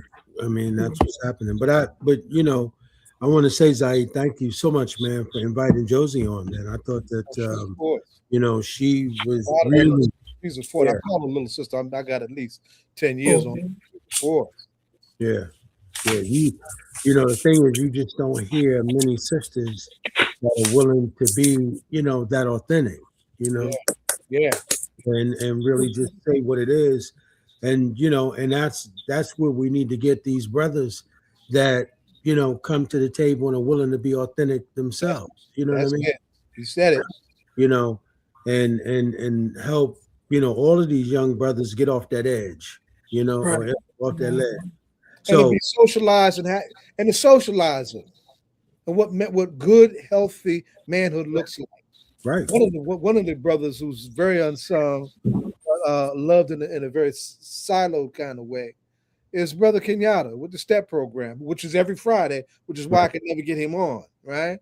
But for like 25 years, he's had this set standard of rights that young men in that program have to go through, that establish them how to behave as healthy men. And he centers that with how to treat Black women, to treat them as queens. Right. They have Queen's Day. In fact, I was a guest speaker at their last Queen's Day this past year, right? And that's where we come from. Right. That's where we come from. So there's a way to come back to those things too. That's what the Sankofa principle is all about. That's right. Is that like a rites of passage program? It is a rites of passage program. It is? Okay. It's fine in this part of the country. Okay. Well, I did text Mike Barbie, and he said he's good with it next Friday. So I want to get Mike on. I want to get Cleo Monago on, and maybe we'll invite Josie to come on. Yeah, definitely. Maybe one other brother, and then just try and do an hour and have them, talk about it, just really just kind of lay into, being able to create, because, I heard Josie say this a couple of times, a safe space, right? And, and that's always a real issue for us because, where is there a safe space for Black men to really go in and say what's really going on with them, what's really happening in their family, what's really happening with, with you on your job, what's really happening with you in your family, with your children, and because for most of us, we got blended families, you know what I mean? And that is a struggle in and of itself. You know what I mean? Yeah. When you dealing with multiple baby mamas and you dealing with multiple children and different, and you trying to juggle what's happening with you on your job, what's happening with you in your family. I mean, that's a lot, It is. And then having the voices in your head and you trying to, if you don't have positive voices in your head, so that's definitely. And you speak, and speaking about, and I asked Josie that question about, us normalizing unhealthy behavior, because I know, when we have our discussions on during the week, and I've been saying like it's time for the 25th Amendment, and nobody's admitting that, it's like normalizing. When you normalize fascism, and what comes with fascism is racism and sexism. But you see, like I'm just watching, like in New York, like the young people, like you just had young men throwing bombs at Gracie Mansion, and like their whole lives is just gone because of these bad decisions. You just had the incident where we had and how our communities deal with things different, because it was interesting when we had regarding the 7-month-old baby that got shot in a drive-by. And when if you paid attention to the when they were talking to the grandparents of the baby, one of the grandparents actually called for help for our young men. She said, because they're doing this because they need help. They're out there making bad decisions. And it was just like, you know, at a time when she should be caring for her, you know, grandbaby, her family, she actually made a call. And what was the sister on? Because that was the same weekend that the young man from the radio show, the gentleman from the radio show that passed. And we went, Bob Law. is her name Ebony? Who came on that night? What'd you say? You talking about when we were talking about Bob Law? Yeah, who came on for Bob Law? Was it what's her name? That was April. Erica. Yeah, and when we were looking at one of the sisters, and she was talking about that, how they were calling out for help for those, you know, because, and just watching those young men as they got arrested, they were babies. It's just, it's really sad, like you said, making these decisions that are affecting the rest of their lives. Right. Yeah, that is very true. I mean, you know, now their lives are over. They're going to be charged with murder, right? Yeah. And I don't no healing. Yeah, and I don't see any jury that's going to be sympathetic to the fact. I don't care what story you go up and tell as a defense attorney about their lives. I mean, any jury that's going to hear that is going to look at a 7-month-old baby, right, that was innocent, and you know, whoever you were trying to shoot. I mean, there's speculation that says, you know, that they were trying to shoot the father and they wound up shooting both of the children. You know, the bullet grazed the little brother but killed his sister. You know? I mean, what a real tragedy. But again, you know, we've got to be able to, you know, and that's why I say Mike Barbie becomes important to the conversation. We've got to be able to talk to these brothers before they get to that. That's right. So you on that ledge. See, Zaid, that's the problem I got. And I should have said this to Roger when he was here. You know, that's the problem I got with Roger. You know, there are a lot of things going on in the school, but Roger don't have a Zaid Muhammad talking to them kids, right? Yeah, and I ended Roger. Okay, all right. You know, because nobody can close the door and cuss out young people like Zaid, right? And them young boys need to hear this conversation because they on that edge. You know, you going in there being nice and talking to them, you know, I mean, that's cool, but they're going to go out there and they don't hear a voice like our brother Zaid talking to them in that. And then when they can step to the side and say, hey, man, you know what? I really appreciate you talking to me like that. I heard you. What do you think they're hearing from them other guys? Well, what do you think they're saying? You know, somebody can say something to you enough that you think you angry enough, you want to go and kill a baby? Are you out of your mind? Or shooting in these playgrounds during broad daylight. Are you even thinking, you know, as they say, bullets don't have no name. Play that game, play it out. But what I'm saying is, and this is another thing, Zaid. You know, me and John used to say, you know, this is when he was like 21, 22, just graduated from Yale. You know, John and I used to always say these as, hey man, I want you to be the kind of friend that if you see me going, you know, on this edge, I want you to come and pull me back. I don't care what you say, you know, I need you to pull me. And I said the same thing to him. Same thing, right? Like, listen, man, you know, if you need, I don't care what position I get in life. I don't care what I achieve, where I go. You the one guy that can come to me and say, hey, motherfucker, get off the ledge. Get off the ledge. You know, and say it to me just like that. Right? You know, don't say, hey guy, I really think you're too far on the edge right now. Yeah. No. Or tap you on the shoulder. They need to come pull you. Yeah. And Zaid, that's the work. That's kind of sort of what the violence interrupters are kind of, if they could, when I think of doing that work and them being able to go into those spaces and speak to people like those young kids like nobody can. That's very important because, you know, and I hope someday we hear the testimonies that, yo, them violence interrupters, they saved my life because I was about to yada, yada, yada. That's interruption. Yes. One of the most critical points, and we call it high risk intervention, is at those points of conflict where something has happened and there's a negotiation and a reconciliation that takes place that prevents a retaliation. Right. Right. And a lot of times it's after somebody's been harmed or killed. But that's the intense reality in which this work takes place. And I say to everybody when I try and educate people on that is that the way you really measure our work, we can give you studies and numbers all day, but what was more important is who we have our hands on.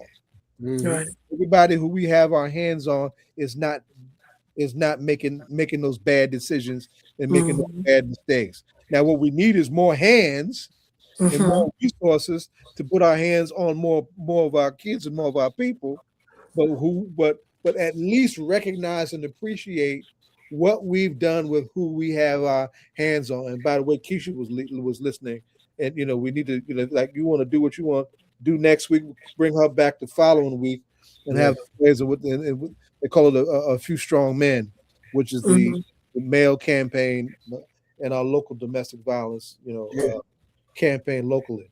Yep, we got to do that, guys. Well, listen, man, we out of time, so let's go ahead and let's thank all of our guests. Obviously, we want to say we understand that the mayor, couldn't make it tonight. We know that, he's on the campaign trail. We know that, the campaign is in less than 30 days on May 12th, and everybody in the city of Newark go out and vote May 12th.